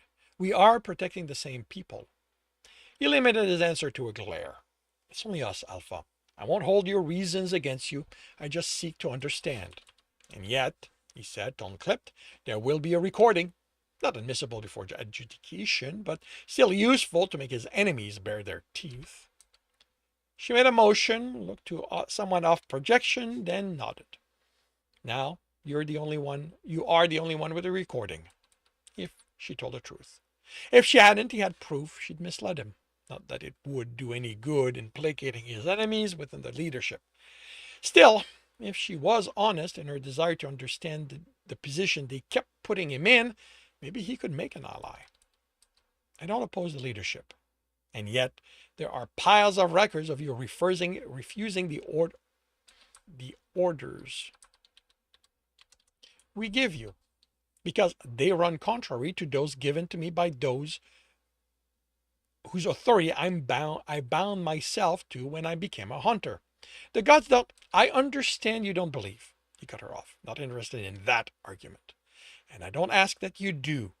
But we have been the gods' hunter from the day El Ravnir asked Eluar Karan Obe Rifte to take up his hunt.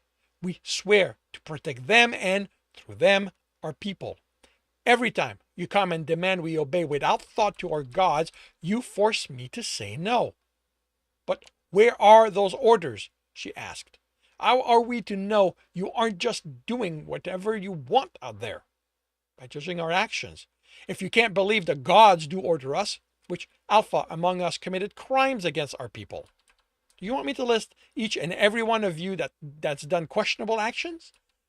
We operate in the void. Sometimes our actions have no choice but to be questioned. But what comes of those actions? You don't like I have a Halan on my ship, but because of the information he provided me, I was able to dismantle 2 weapons trafficking organizations. And has it ever occurred to you he's using you to advance his family? When I first took him on, I had my investigation packs go over everything he offered for a connection to the Tals. It was never there. Every encounter, every subtle query has supported he is hated by his mother, who is the head of the Tals. It's called a long hunt for a reason. Then go over my hunts. I have recorded who provided me with the information in my reports. Look over those my quartermaster's information brought into being or helped conclude and judge them by those results. That's not enough. We are not your soldiers, Admiral. We belong to the gods. The age of the gods ended centuries ago, Alpha, the day we left the ground. No. If anything, moving among space, being brought into the Federation, proved they are real. If the gods weren't real, other species wouldn't also have theirs. The Earthers don't, he snorted. Oh, they do. They call it science, reason. They built their entire society on the belief that everything is an equation when so much of what we experience doesn't fit any such thing. That's different. Equations might not answer everything right now, but in time we will see they do. So that's the God you follow. Science isn't the gods. I can prove how it works, why a rock I throw in the air will fall to the ground, how much blood will flow when I rip an Oshniak's throat open. And my work, my life, is proof of the gods I know exist. I don't ask you to believe, Admiral. I ask that the leadership respects. We can't trust you if you don't see if we don't know where your allegiances are, Alpha. I don't see how you can't understand that. My allegiance are where every Kalsarian who calls himself a child of Turek will be, with the gods. That isn't enough, Alpha. That's all I can offer, Admiral. To offer more, I will have to go against my gods. She nodded. That way of thinking can't survive. I won't claim to know that, and I don't have a need to ask the seers what the future holds for the hunters. It will survive while I live, and while the hunters under my protection do so as well. Beyond that, I'll have to wait for my next life to see what the gods made of our world. I was hoping to help you make your future easier, Alpha, and I appreciate your intention, but I'm a hunter. Easy is something I appreciate, not something I seek. Then, Alpha, until our scents cross, I wish you good hunting. She gestured, and the projection ended. And this concludes the redux of chapter 40 of The Technician's Fight. If you are enjoying this, please leave a like. If you want to know when the next chapter will be up, subscribe and hit the bell. If you want to read this story, it is available on Ream Story. And if you are looking to listen to these live, it's every Tuesday morning, 8 a.m. Eastern Time on Twitch and YouTube. Links are in the notes, and with that, I shall wish you a good day. Hey, Angel. Welcome to the stream. How are you doing today?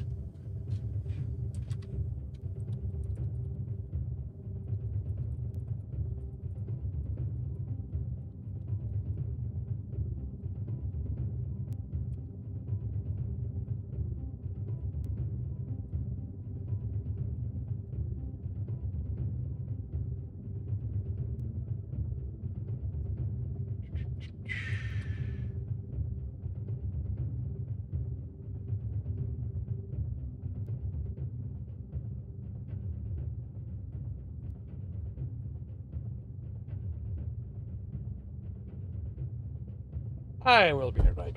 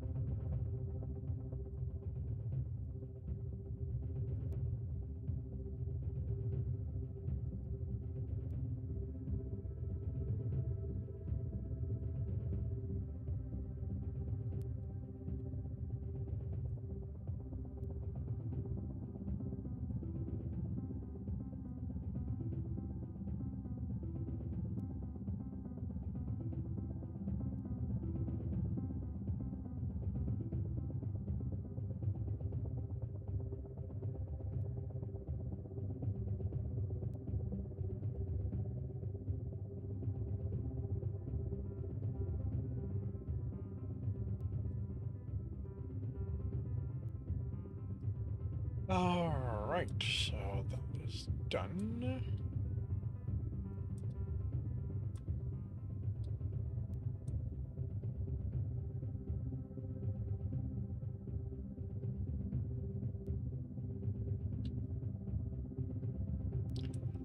And post it so I can close that.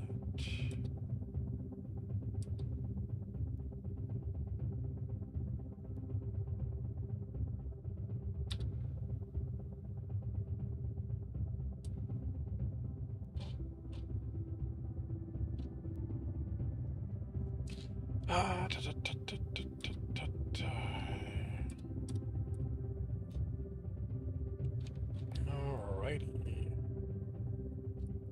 And I will start another chapter by confirming microphone is on, turning off desktop audio, confirming I'm on the correct screen, I have the correct image up. I am starting the recording and I'll see you all on the other side. Welcome back to another reading and correcting with me, Kindar, the Tiger Writes, and Ty, the Tiger Supervisor. These are where I read a chapter from one of my stories and correct it as I go. If you want to listen to these live, it's every Tuesday morning, 8 a.m. Eastern Time on Twitch and YouTube. And if you are looking to support me, that is on my Patreon. Today, I am doing this is the hardcore is amusing for me because it's not built in chapters really. So the 22nd of August for Colby. Colby looked out of the car at the mass of people and didn't understand why there were so many of them. He'd arrived on the first day to avoid the crowd.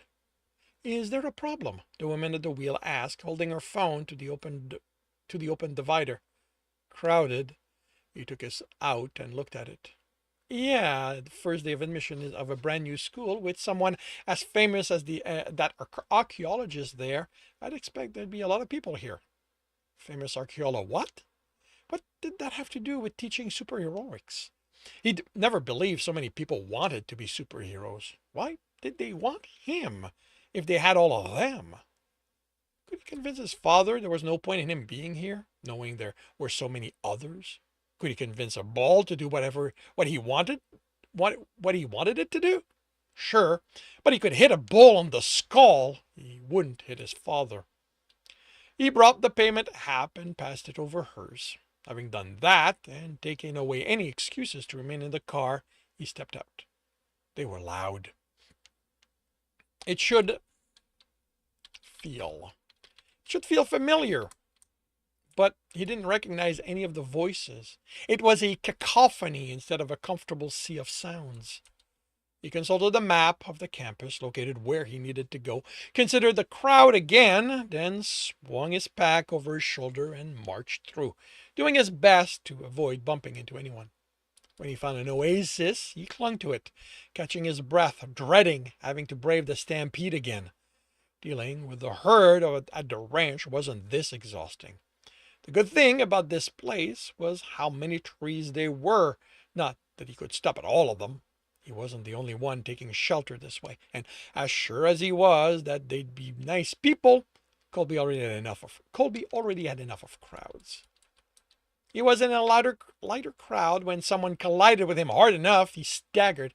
Fuck, the other guy said as Colby fought to keep his footing. I'm so sorry. The guy picked up Colby's pack off the ground and handed it to him, letting go as soon as it was in Colby's arm to continue running. Wait up! Come on, Aiden. There's no need to hurry. It's the first fucking day. He watched him run through people who hurried to get out of his way. Maybe he should be paying attention to where he walked instead of brooding about not wanting to be here. He shouldered his pack and only then realized the guy had handed it to him as if it weighed nothing.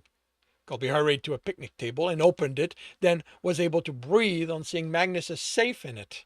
He couldn't think of how someone would have stolen it while it was on his shoulder, but the school was filled with people with powers. There was no way all of them were good, honest folks. He forced his attention to the crowd to avoid another incident and headed to the admission area. The line moved slower than Uncle Harry when he had one too many. He wasn't a big drinker, unlike Aunt Anya, but he also didn't have her stamina. A couple of beers and his uncle slowed to a crawl. Finally, he made it to the table.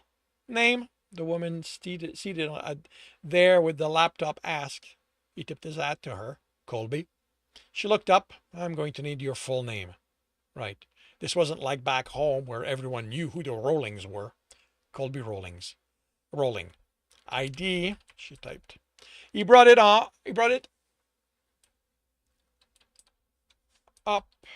on his phone and turned it to her. She glanced at it, then scanned the barcode with the reader attached to the computer and typed again. Rolling, Colby, you're in the Brunel dorm. She inserted a card in a box, also attached to the laptop. Typed, then handed it to him. That's your campus key card. It's going to unlock your room, any student public area spaces, and any of the classroom you need to access for your courses if they happen to be locked. You can scan the code and add a money reserve so you don't have to use your phone to pay for while on campus. This is the only way you have to access the campus, so don't lose it. We don't put it on your phone because it's too easy to hack. Do you have any questions? No? Good. Next. He stepped aside, having so many questions he didn't know what to ask. And now it was too late. Was he supposed to go see his advisor now or go to his room? What would money transferred into that reserve show up as? He had his own account, but his father had told him to use the family one for any school-related expenses. What kind of food did they have? Someone complained, walking around him, and his ears burned. He planted himself in the way instead of taking his problems elsewhere. The dorm. If nothing else, he'd be able to check on Magnus there and be able to think. The dorm was a 6-story building with too many windows for him to count. There was a lawn with trees between the road and it stretched around as far as he could tell. There was a sign for a bus stop, but a path leading to the main entrance. He didn't have to use a card to get in. Someone had propped the door open, and people. Okay, this is going to be different phrases. Get in. Someone had propped the door open, and people came and went so much he had trouble finding a gap to enter. His room was on the 4th floor, and the door opened with a swipe of the card over the reader.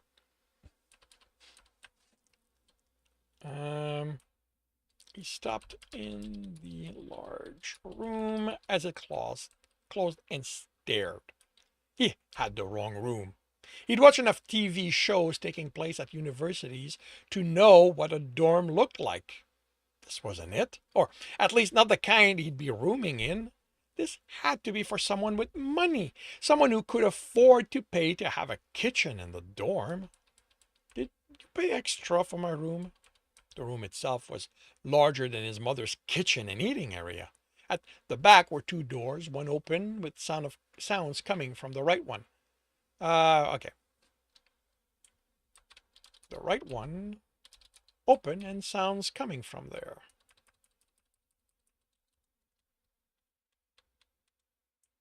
No, you're in a standard one. Why? How was this standard? This screamed luxury. A blonde head poked out of the open door. Oh, hey, I guess you're my dorm mate. I'm Matt. The guy who exited the bedroom was at least 6'3", but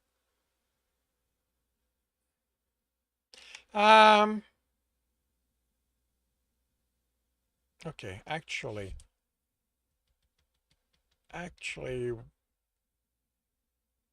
you know what, I'm leaving that for another draft. I'm Matt. The guy who exited the bedroom was at least 6'3", but couldn't weigh more than 150 pounds. I hope you don't mind if I already took the room. They're the same other than being mirrored. Yeah, for this end. Matthew Carmeron. Colby rolling. He carefully shook it. You here on the football scholarship? He shook his head. He had known the school had a football team. Could parahumans play football? He knew there was a parahuman wrestling league, and cousin John was always talking about the parahuman martial art competition he watched. But with Harker being the first school to teach superheroics, would there be other parahuman football teams for them to compete against? I'm here on the electronic one. I was hoping for MIT, but didn't quite make the grade. Didn't make Harvard either, or Caltech. I had, okay, actually,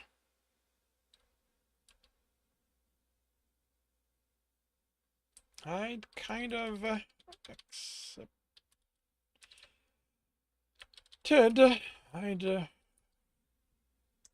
I'd go community.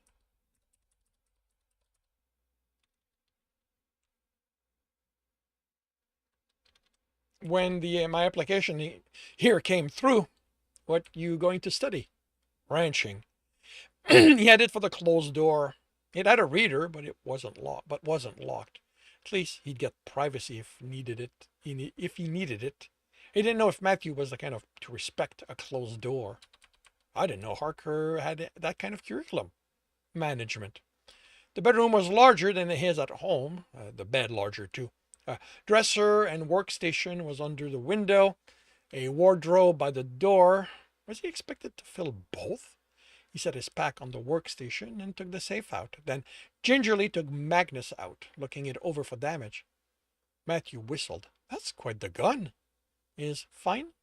Of course, it's your decision to go armed or not. I've never seen the point in guns myself. He probably had range powers then. Colby was mildly curious, but he figured the rule about not showing he had powers meant he wasn't supposed to ask others about it either. It would come up at some point, he was sure. Are you much of a cook? I'm not much of one myself, but if you don't have plans for it, I'll try it. I need to stretch my scholarship as much as I can. Colby shrugged, attaching the holster to his belt, then putting Magnus in and finally feeling fully dressed. The one shirt, 3 sets of underwear and socks went in a drawer. Then he sat on the bare mattress. He hadn't considered that. You folks bringing up the rest of your stuff? He shook his head. You have some friends in the car, who are going to bring up suitcases? Flew. Do you have stuff being shipped? Wait, had that been an option? Why hadn't his father mentioned it? Let me get you a pillow and my extra sheets. Don't have to. It's no problem. He poked back into the room. You are going to get yourself a set, right? He nodded. Then just put them through the wash before giving them back. What was he going to do for laundry? It would be a public one somewhere in the building. Would it be okay for him to be in his underwear while washing his clothes? He was going to make sure to keep a clean pair for laundry day. He fell back on the bed, his hat falling off. Why couldn't he have stayed home where he belonged? Can you ship me some things? What do you need? Colby looked at the room. Home. I'll see what we can arrange. He had an instant of hope that his father had finally seen reason, then realized what he'd meant. He almost told him not to bother. Nothing they could send him would make this feel like home. It was too alien, too not home. He sat with a sigh, put his hat back on, and stood. He wasn't a child. He'd argued he was an adult now, so he needed to act like one. He had to find beddings, a pair of jeans, and more underwear. Matthew handed him the set as he stepped out, and he placed them on the bed. If he couldn't find himself some, he'd use them. As he stepped out the door, the woman walking by looked at him, away, then again, stumbling. He checked down, company was zipped up, and saw Magnus. With a quiet curse, he went into his room and to lock Magnus up again. He hated this place. And that concludes Colby's August 22nd chapter. If you are enjoying this, please leave a like. If you want to know when the next chapter will be up, subscribe, hit the bell. If you want to read this story, it is up on Patreon and my website. If you want to listen to these live, it's every Tuesday morning, 8 a.m. Eastern Time on Twitch and YouTube. And if you are links are in the notes. And with that, I shall wish you a good day. Hey, Matt from YouTube. Welcome to the stream. How are you doing today? Sorry for the delayed response. I record these read and correct, so I ignore the chat while that's happening.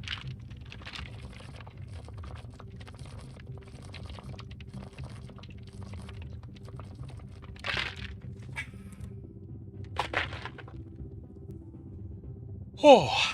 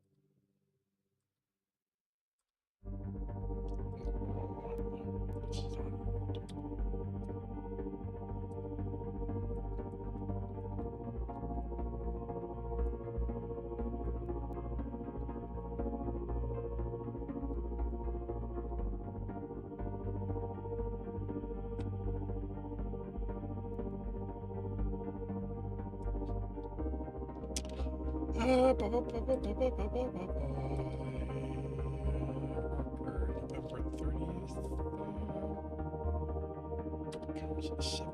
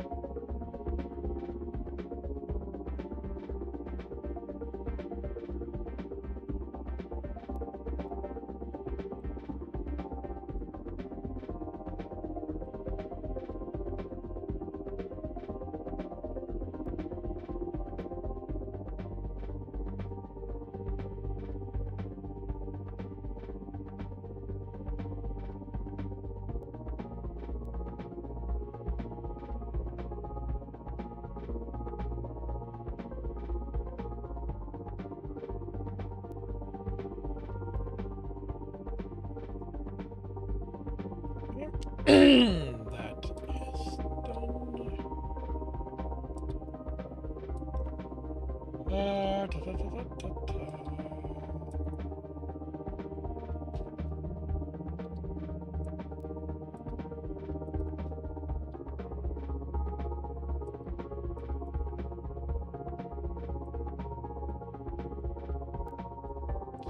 It's going to be the template. I have to adjust it.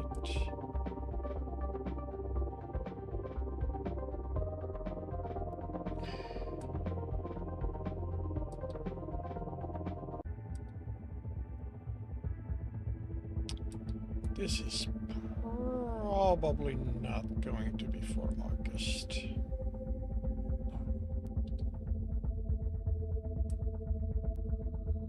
Oh, right, actually, this is for the year. You know what? It's for the year. Let's move that up.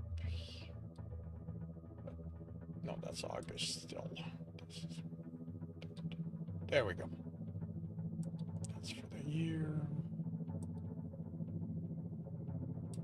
That's the notes for the month.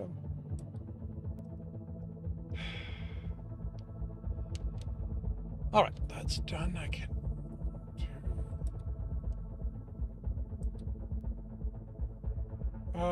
do this.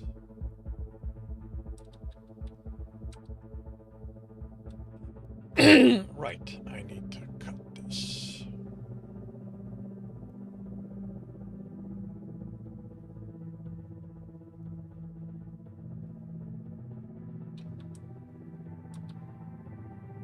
2,600 words.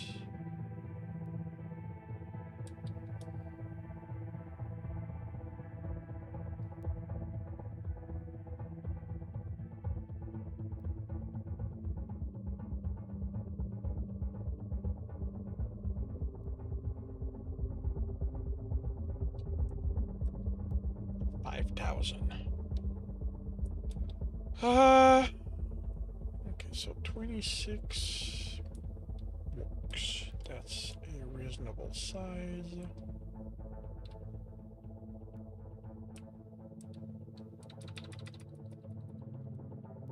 Now, can I cut this in half? Ish. Hey, Gonzalez, welcome to the stream. How are you doing today?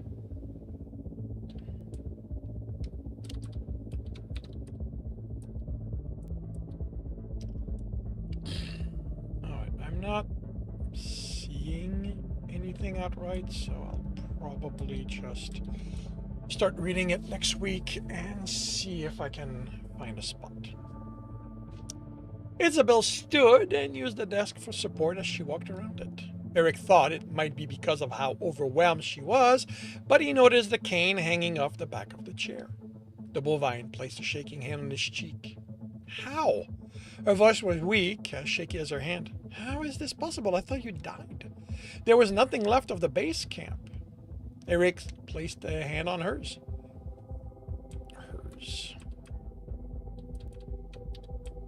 Is there somewhere else we can talk? Someone's bound to need the room, right?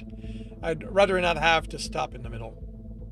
Very good. Baby is starting to accept the pacifier. Well, that is good. She kept looking at him. Then it was as if the words finally registered. Yes, of course. He was reluctant to let go of her hand, but she slowly went back to her chair.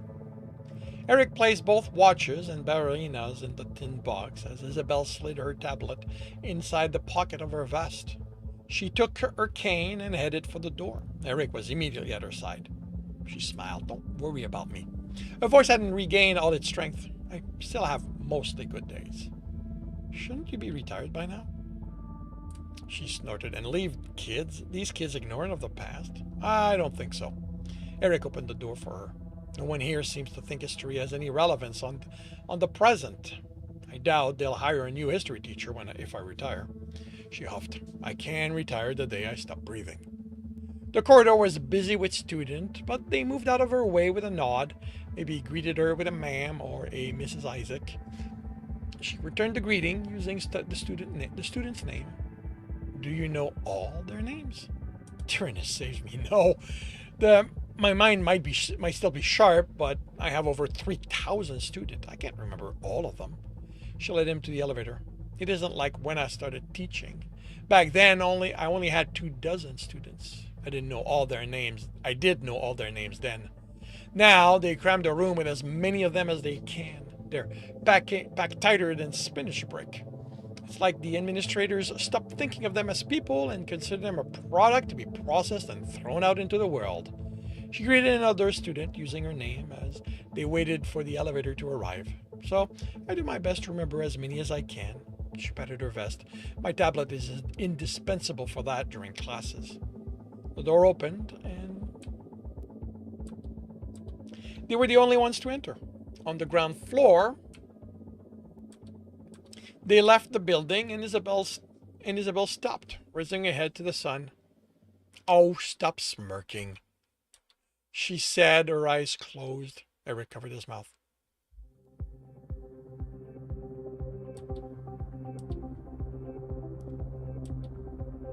With my wrinkled skin, I can't soak up as much solar energy as the younger folks. Eric almost made a rude statement, but stopped himself. She wasn't young anymore. I thought felines were the ones solar-powered, he said instead. No, they're just lazy. She grinned and began walking again. She led him to a cozy-looking cottage-style house a block away. Inside, Eric was surprised to see round tables with people eating at them. I was thinking of somewhere a little more private, Eric said as he followed her to a table. Don't worry. No one will listen in. Eric pulled her chair, then sat across from her before he pulled it close.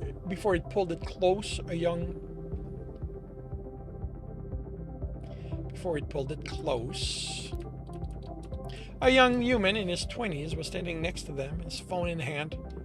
Good morning, Miss Isaac. Taking an early lunch today? Yes, Stephen. I want to introduce my friend to your class's excellent cooking. The young man beamed. You'll have your usual? Yes, please. Eric, you should have the special. Since you're recommending it, I will. Vegetarian or regular? Their server asked. Regular, thanks. The student left, and Eric raised an eyebrow at her. The restaurant is staffed by the second year's culinary class. The business student manage it. How well it does counts for a quarter of their marks. I didn't know Strongbird taught cooking. Strongbird teaches everything. Now, how about you explain how it is you still look like the last time I saw you? Eric unfolded a napkin and smoothed it on the table. Because for me, that was only a little over a year ago. You traveled through time? Not on purpose. He folded the napkin back. Did you get my letter? At her confused expression, he nodded. I shouldn't be surprised.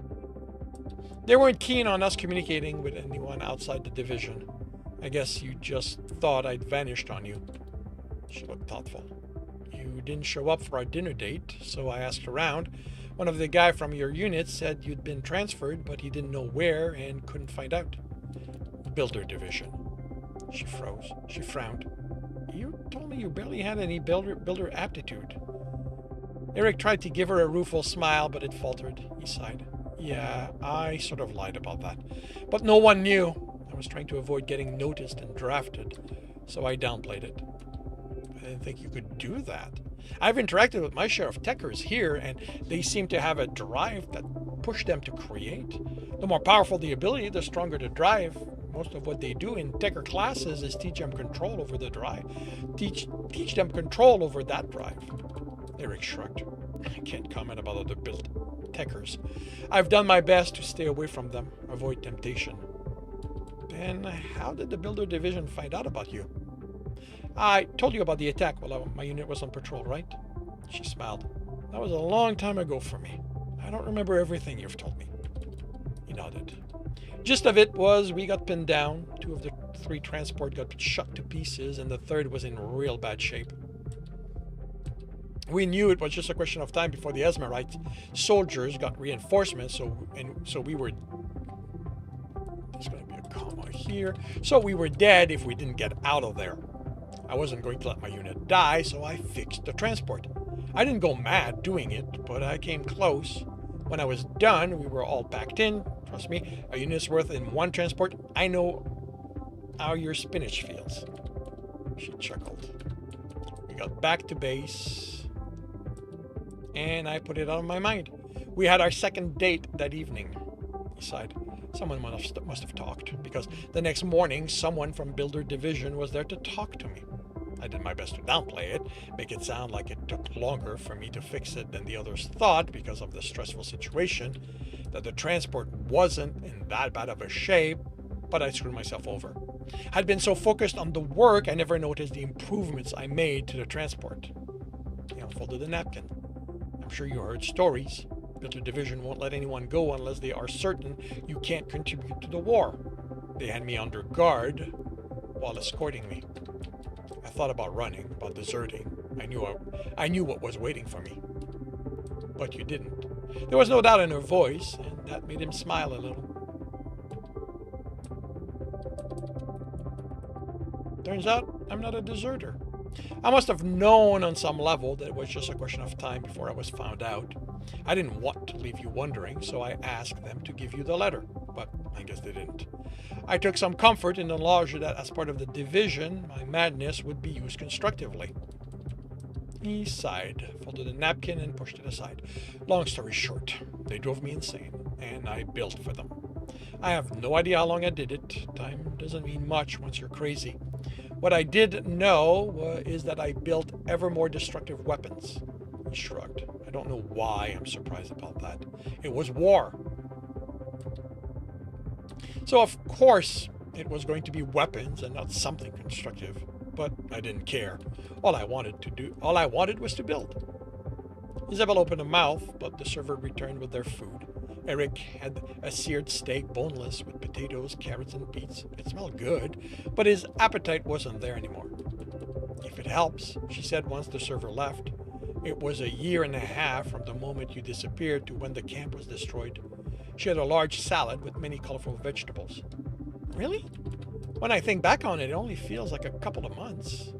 No, a year and a half. Anyway, I don't know how familiar you are with techers. We're all goal-oriented, and we don't really care about what you want. It's all about us, our creations. If you need something specific, you need to give us all the details, because we're going to take every inch of leeway available to make it our own.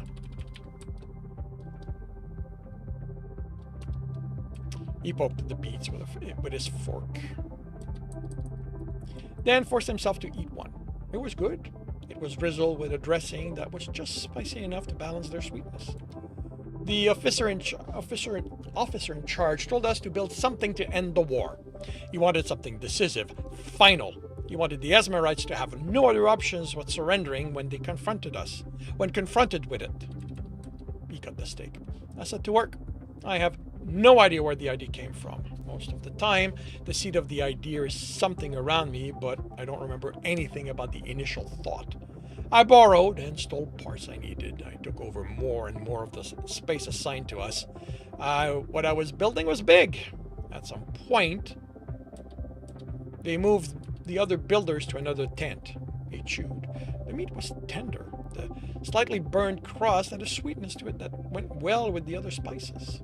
I don't remember sleeping or eating. I was consumed with making this. He smiled. When it was done, it was magnificent. Of course, at that point, there was only one sensible thing left to do. I pressed the big red button I'd put on it. Isabel's fork was to her mouth. Green leafy vegetables stabbed through along with red and orange ones. You pressed it? Shouldn't you have waited for instructions? Eric gave her a sad smile. I was insane, remember? Another thing to remember. Never let a mad builder unattended. We want to use what we create. We want to see what it will do, if it will behave the way we know it should. A friend of mine who studies here mentioned weekly explosions. The bovine smiled as she chewed. That would be because the teacher was distracted and one of the students used their invention. He ate another piece of the steak. He tasted cracked peppers and something slightly bitter. So, yeah, I turned it on. There was a flash of light. I had this moment of floating like I was in a pool. Then I was crashing down in a bush. I was sane, and it was a year ago. Do you think anyone from then came then? Do you think anyone else from then might have been pushed through time like you were? I don't know. I doubt it. But I've done my best not to think about that thing since waking up sane. Anytime I start thinking about that design, I feel my sanity crumbling. While I can't tell you how it did it, what it did was implode reality. At least that's the best description I can come up with. In a split second, everything in the radius of my invention just wasn't anymore. I don't know how I survived. I shouldn't have. I should have ceased to exist along with everything else. They were silent. And Eric was surprised to notice it almost cleaned out his plate. Your bomb had the desired effect. The Esmerite government agreed to a ceasefire when they found out what had happened. What happened? The story that went around was that it had been an accidental detonation from a small version of a new type of weapon. Eric smiled bitterly. Trust the brass to turn a massacre into a tactical advantage. He hesitated. How did you survive? My unit was on deployment. Eric nodded. It made sense. We came back to this bowl-like hole in the ground. Someone checked afterward, and it was a perfect half sphere just under a kilometer in diameter. The sides were perfectly smooth. It looked like someone had scooped everything out and then gone back and polished the side. It was impressive, terrifying, but impressive.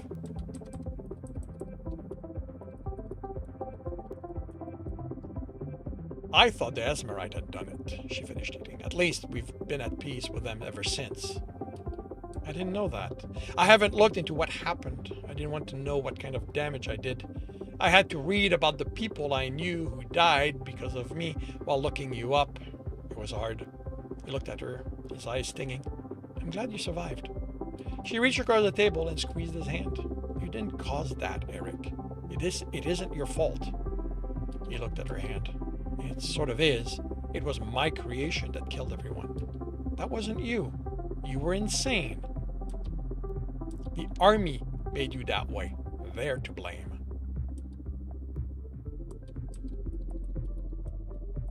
Not you. If I'd been more careful, they wouldn't have found me. Eric, you can't blame yourself for something you couldn't stop. I know this isn't much of a comfort, but after that, the builder division was dissolved. It was obvious that one of the builders had caused that.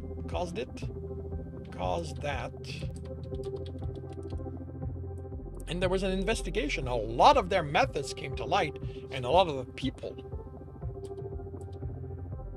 in charge ended up going to prison. Now it's illegal for the army to force a techer to build for them. And if they're going to employ one, there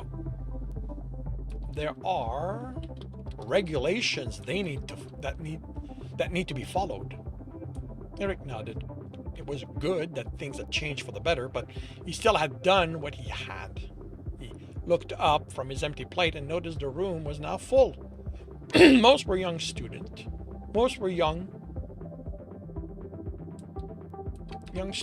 with a few teachers sprinkled in. Blueprints hovered around all of them, near pockets or next to a device on the table. They weren't demanding to be studied, but there for him to focus on if he wanted to. He couldn't believe how much each person had with them. Isabel, what's with the neck thing? What neck thing? Eric nodded to a ram in the process of sitting near them along with 3 others. He's wearing something on the back of his neck. What does it do? I've never seen what you're talking about. I'm not sure what you mean. The man was taking off his hood jacket. Just look. But when the back of his neck became visible, there was only fur there. I don't see anything. What Eric thought was some device held there by a strap or something else that didn't register to his ability was in fact under the skin. He looked around and counted 10 people with the same thing on their neck. 4 men, 6 women, 3 humans, and 7 furries. Who in their right mind did that to themselves? He tried to act unconcerned when he looked back to Isabel. Sorry, it must have been a glitch in my ability. She shook her head. What did you see?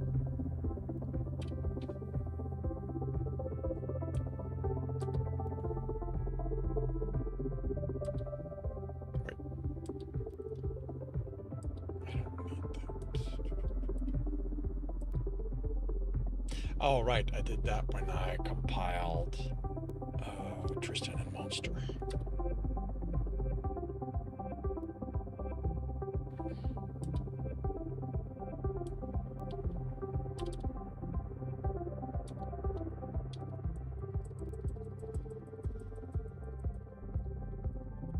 I'll be right back.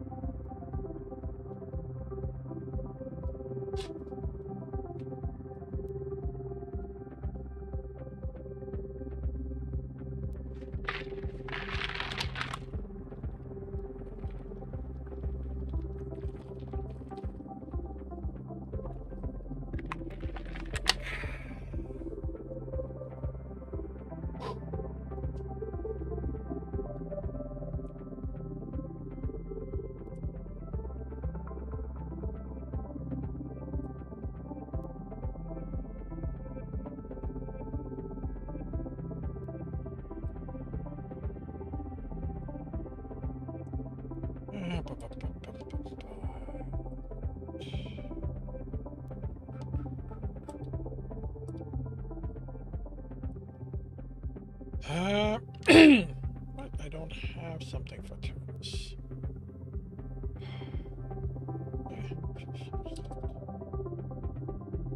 It's gonna be removed anyway.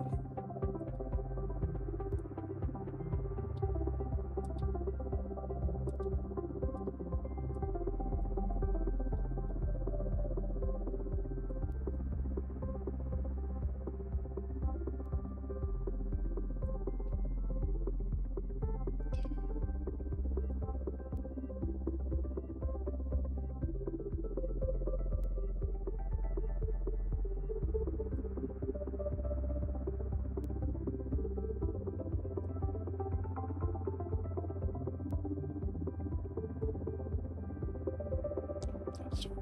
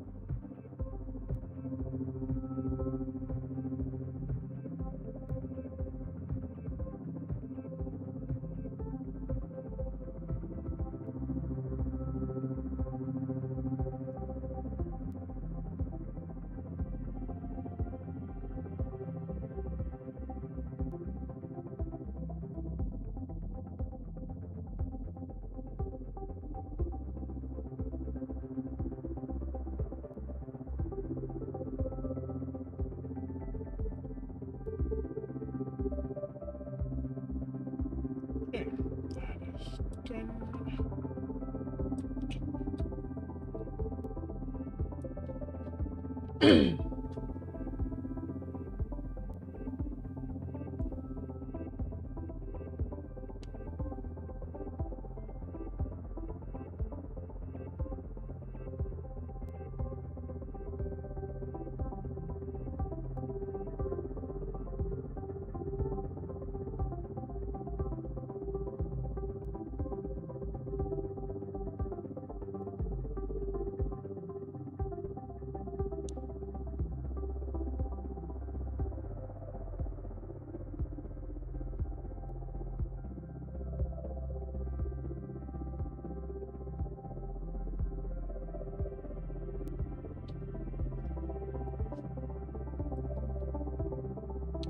Stop the bleeping thing.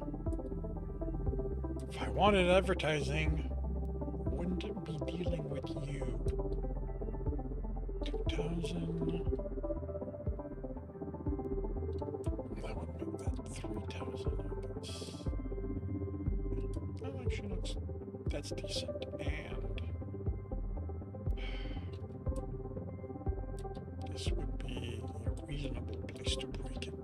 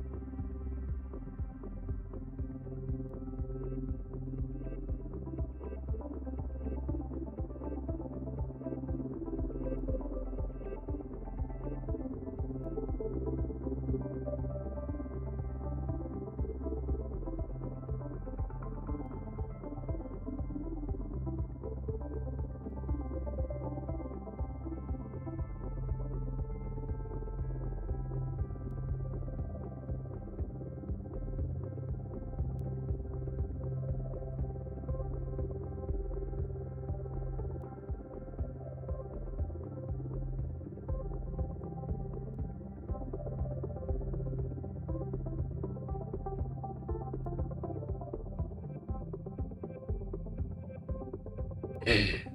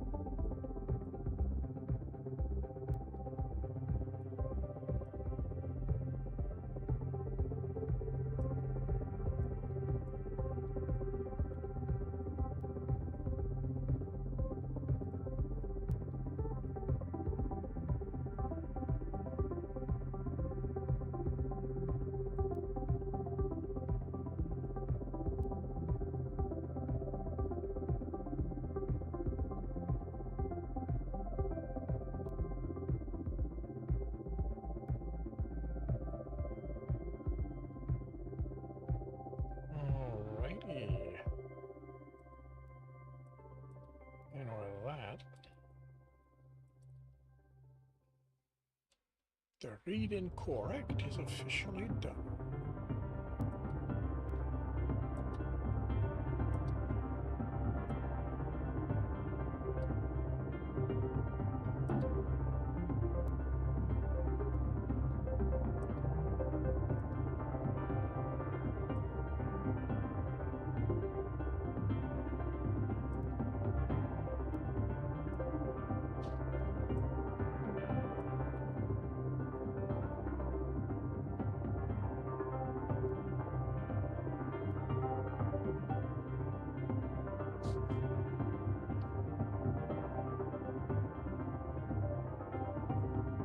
Dealing with that is going to give me most of the chapter.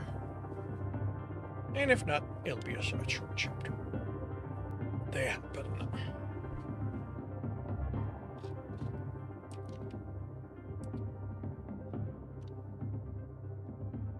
Ay.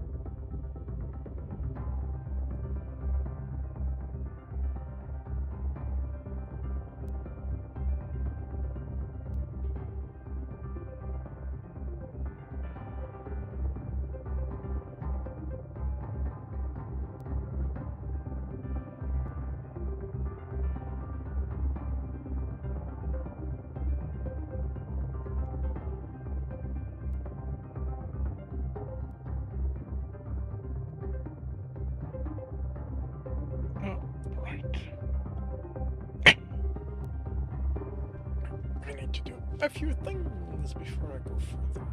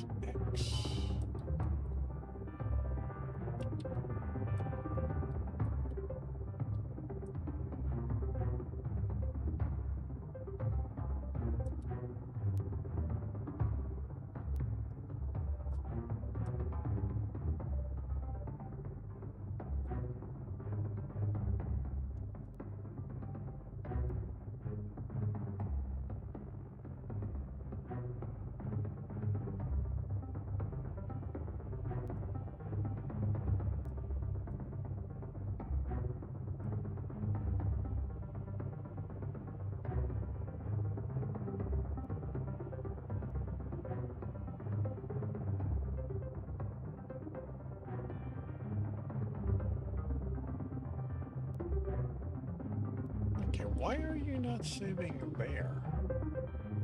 Oh, because you're missing this.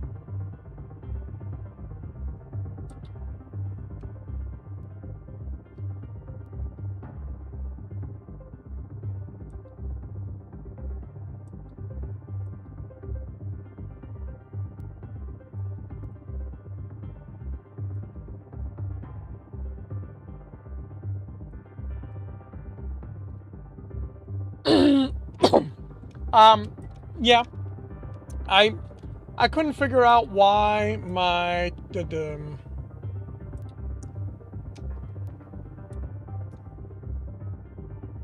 chapter for Bottom Rung on Inkit hadn't posted as per the schedule on Monday, and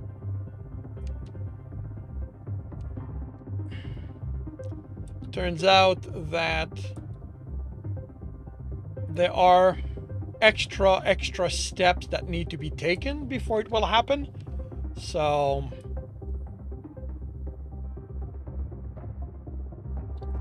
yeah.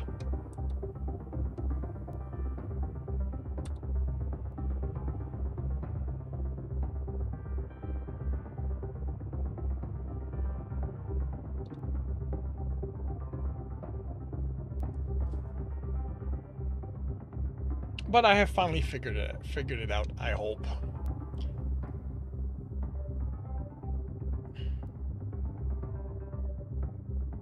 So I'm posting yesterday's chapter manually, and we'll see what happens.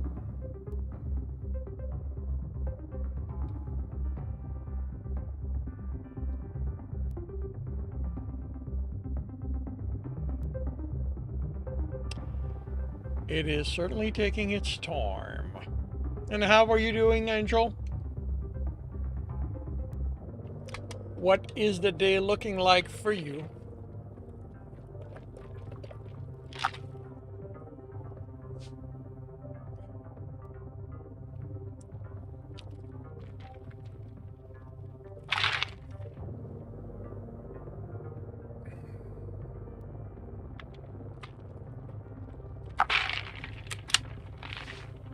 Siri, you created you thought submitting to one of the contests, but you don't know. Well,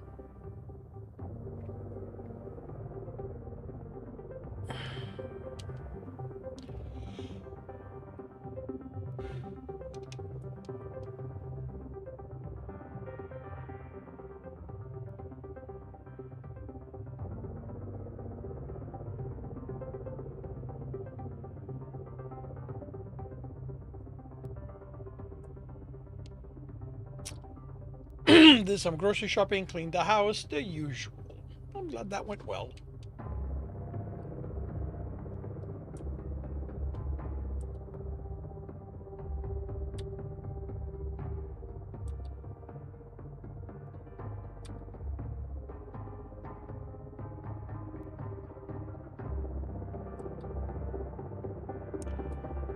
And it didn't like that.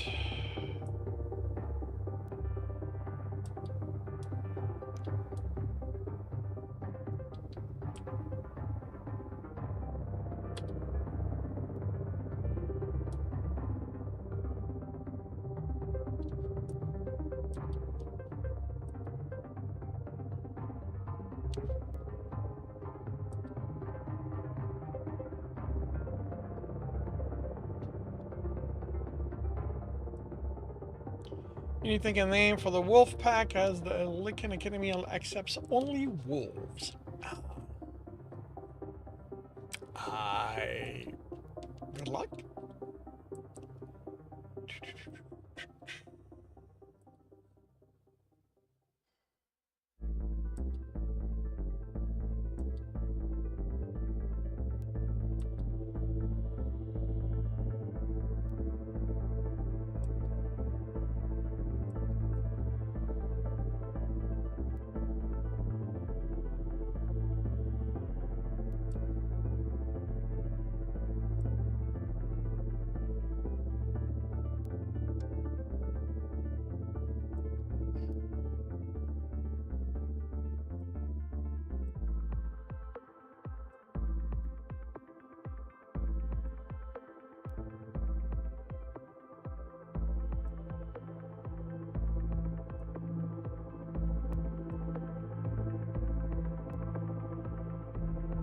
What the hell is that? Is that now map 2?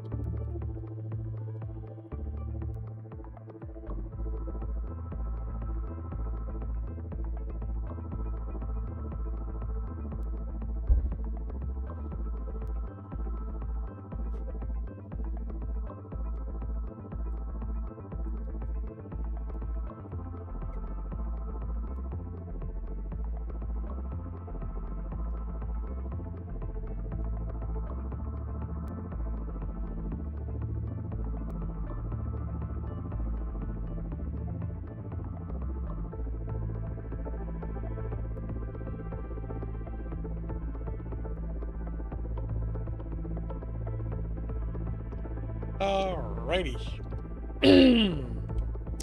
It is time for me to take lunch. So I will, hopefully I'll see you all in an hour.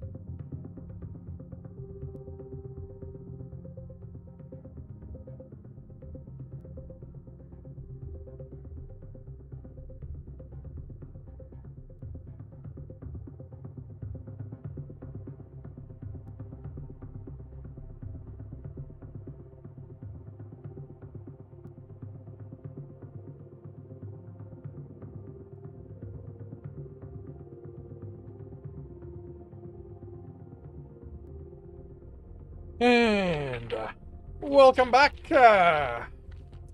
While Kinder was away, Lapin, 24 words of editing. Artistocracy Chronicles, Book 3. Congratulations, James, and welcome to the stream.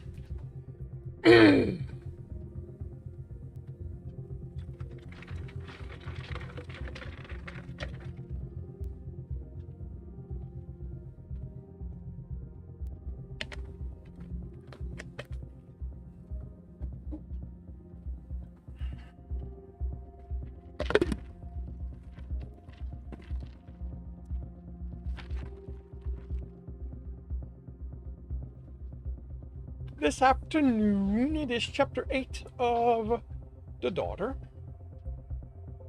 It is an Alex chapter. What day is it? You hope it's Wednesday tomorrow. Welcome, James, to Tuesday. Second day of the work week for those of us who work under that schedule. I hope you've had a good start to the week. I hope you're energized for the rest of it. And yes, tomorrow is indeed Wednesday. Hey, Akla, welcome back. Alrighty.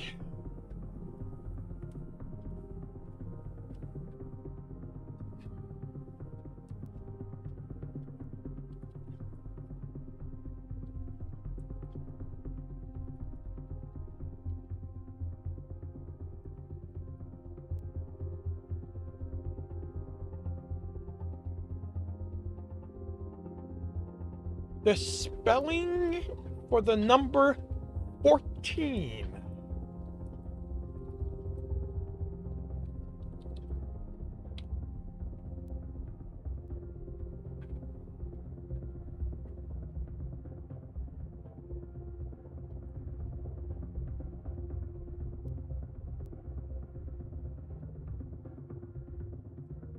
You are welcome.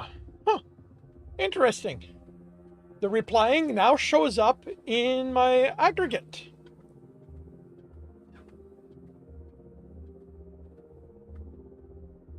Unless...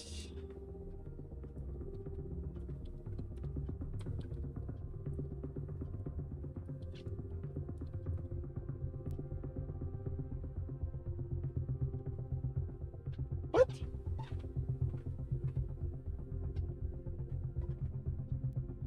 That's interesting. Oh well. Hopefully it's going to allow me to know when people are replying to other people now.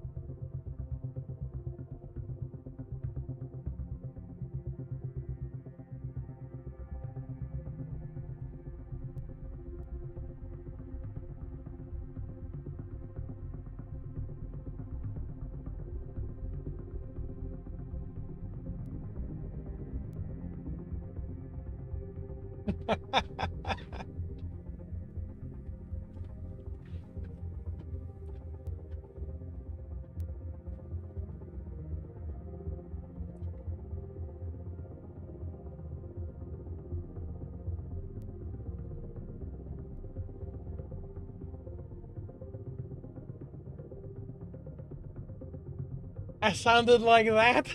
Ah. Interesting.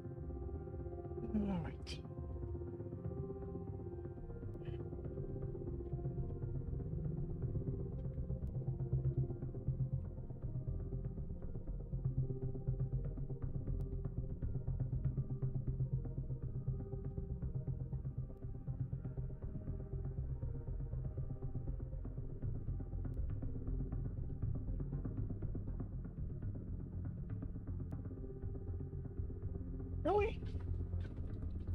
Oh! Ah, that's how it's spelled.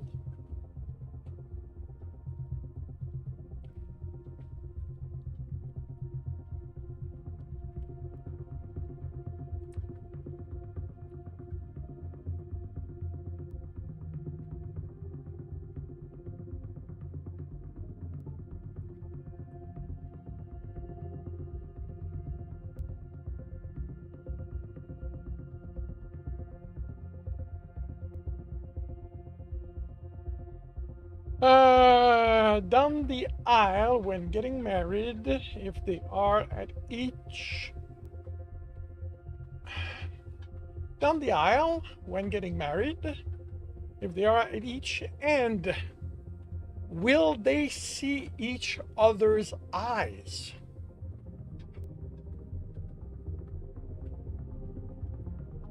Um, I am unsure what you're asking, James. If we are talking traditional Christian or Catholic wedding, traditionally the husband waits for the wife at the altar, and when she enters, he will turn to look at her, but she should have a veil. I don't know if the veil is traditional. Um,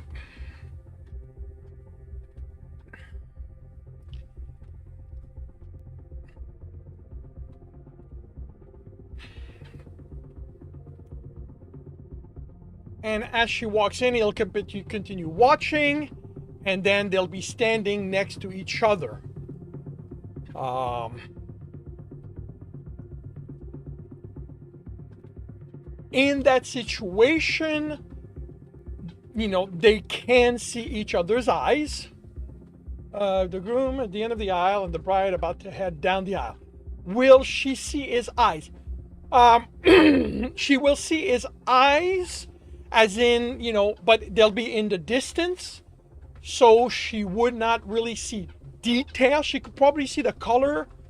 But the thing is, if they're getting married, they know each other, so she can mentally fill in the blank. But on a purely technical level, yes. Looking down the aisle, she can see his eyes. They just won't be very big due to the distance. You are welcome.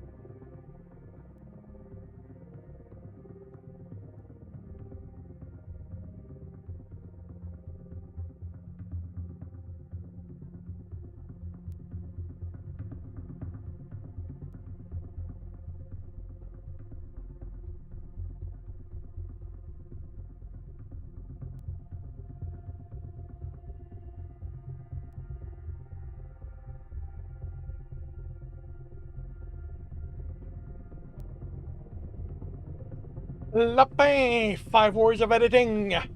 The Artistocracy Chronicles, Book 3. Congratulations, James. Okay, what is this? Oh, that's what it is. You know what?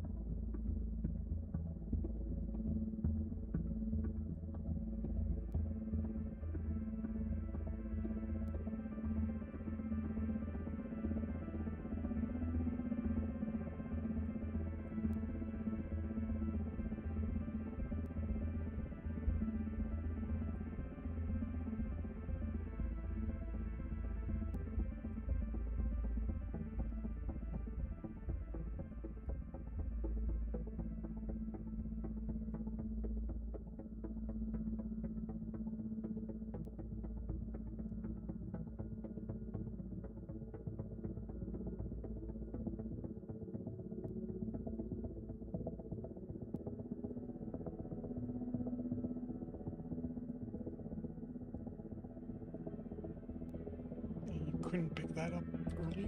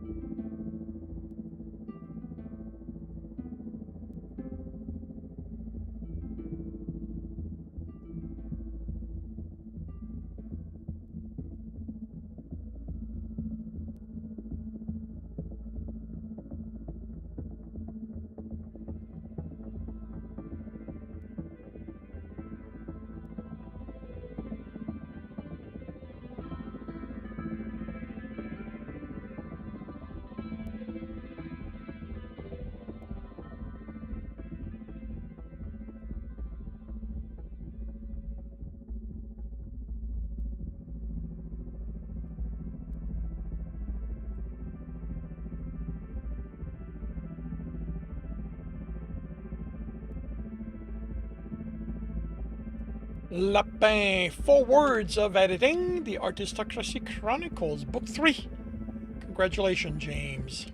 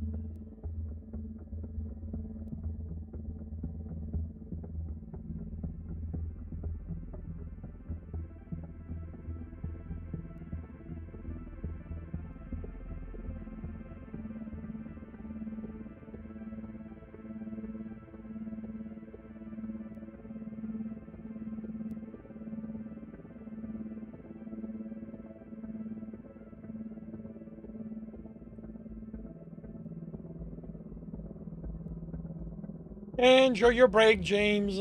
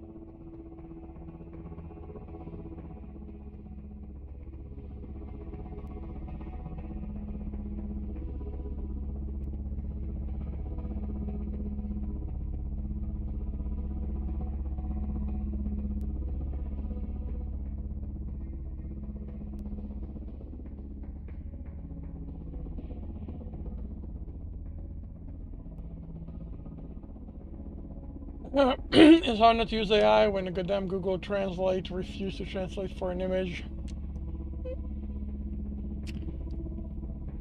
I've yet to encounter that problem, but yeah. Yeah, I'm not saying not using AI is easy.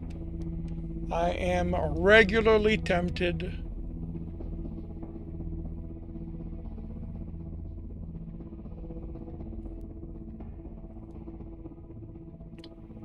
If you look at things other than Google, it's not like Google's that great anymore.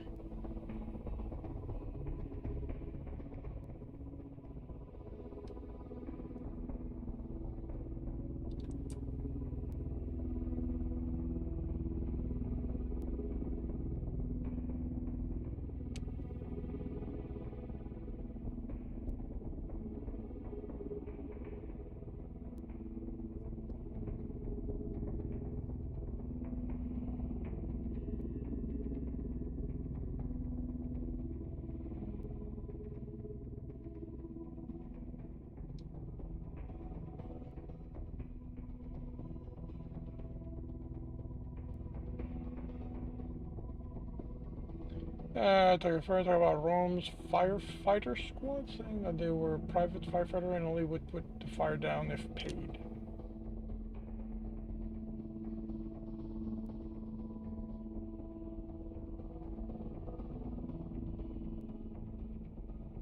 Interesting.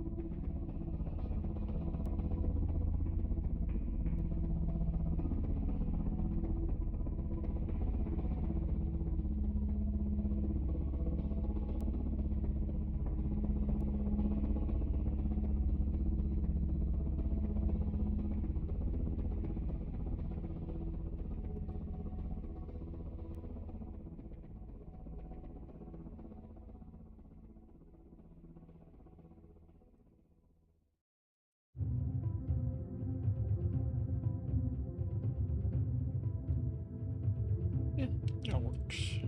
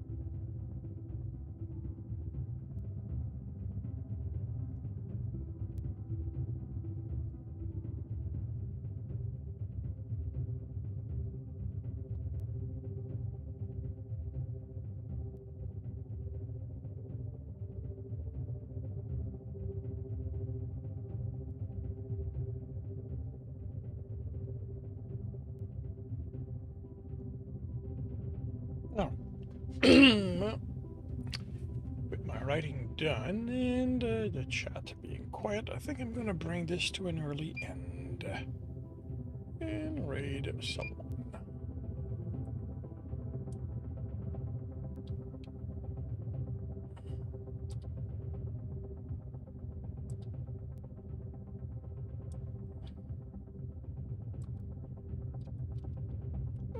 I'll raid someone new.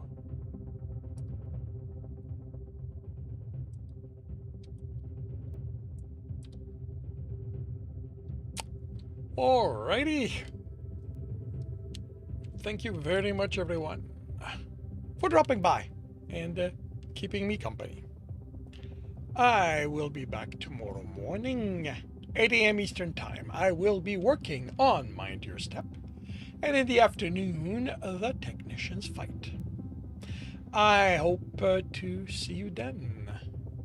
If I do not, I hope you have a good week, a good weekend when it arrives, and I'll see you when I see you.